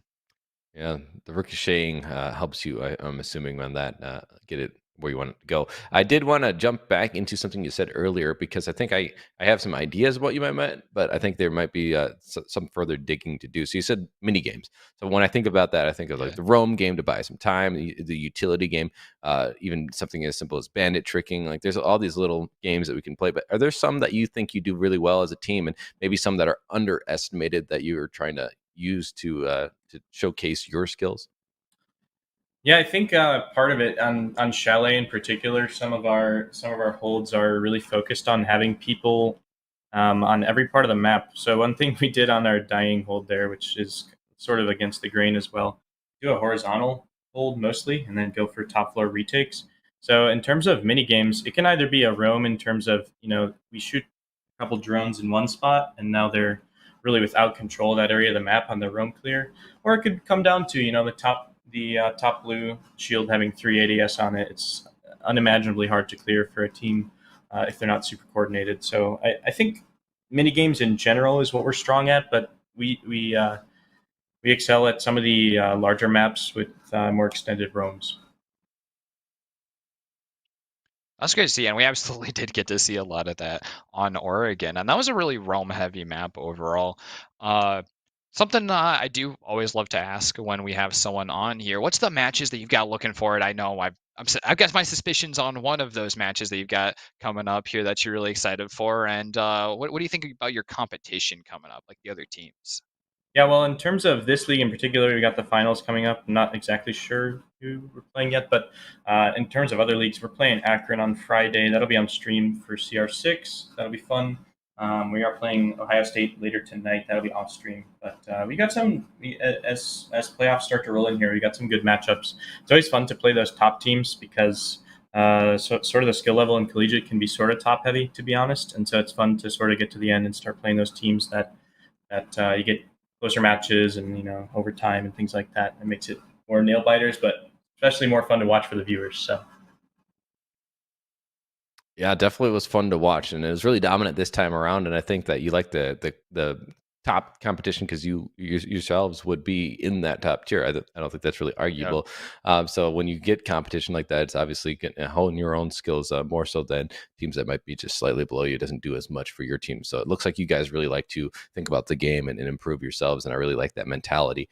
Looking forward into the future, though, I'm just curious, like, I don't know as much about your squad. I don't know about your aspirations. I just want to give you a chance to voice some of your different players, some different people who have helped you, and also just goals as a team or individuals. Anything interesting that you'd like people to know about you? Yeah, as a team, we're always trying to improve. Something that we've run into sort of towards the tail end of last stage was a little bit of burnout. We're playing in 4 leagues right now, and in addition to that, we try to scrim a couple nights a week. And so I think I was pushing the boys a little too hard. They work so hard and they grind really hard. It's always fun to get better scrims and practice more, come up with new holds. We are kind of in a spot where we're starting to look for a coach analyst type role. So I think that'll come in and help a little bit too. But in terms of improvement, Wait, do you not have a coach? No, right now it's pretty much myself and the other players who do all the holds. Wow, that is such a analysis. testament to what you're doing, like even off the field, because that's, I mean, obviously an amazing display to have all throughout the season and throughout several seasons. But then you're doing all that back end work too. That's huge kudos on you. Yeah. There's a lot of backroom work that goes on with the team, so I'm very appreciative for the players helping with that as well. So. Well then, I think I guess a final thing. Where do we find you? What's your plug? Here's your obligatory plug. Tell the people where to find you so that they can find some more Providence action. Well, I got a Twitter at Providence R6. You can go follow me there if you want. You can also follow esports at Purdue on Twitter as well. So. All right. Well, thank you so much, Providence, and congratulations. We're looking forward to the next match that we get to see you in, which will be on Monday, December 6th here coming up. So mark your calendars, especially if you want some more of that Providence action, if you want some more of that Purdue Gold action, which should be another absolute barn burner, especially because it'll be the grand finals there. We can see the top 2 teams, find out who is the overall winner of the top division here at NECC. So it'll be a great time. We'll all be there cheering on in chat. You got anything else left, Wielku? No, just if you're curious, always you can join the Discord and check out, and the master sheet would be in there. So there are games that aren't streamed. Unfortunately, can't stream every matchup. So if you are curious about the results that will be posted, obviously as quick as possible, and that's always a good way to keep up to date. And of course, I do just want to shout out the scene in general. I love Siege, so obviously check them out. I mean, we just heard they're in other leagues too. So if you like these teams, you like the competition, get involved. Put an application in if you want. Even it's up to you how far you want to go, but certainly, come and join us again. We enjoy having your viewership, and I hope that anyone who enjoys Siege enjoyed the matchup today and continue to enjoy the future matchups. But as you said, that's it for tonight. So we thank you for coming in and tuning in and watching this great matchup. Hopefully, you'll come and see them in the finals, as you said, next Monday. But that's it for us here. Thank you for your time. Have a good night. Peace out, everyone.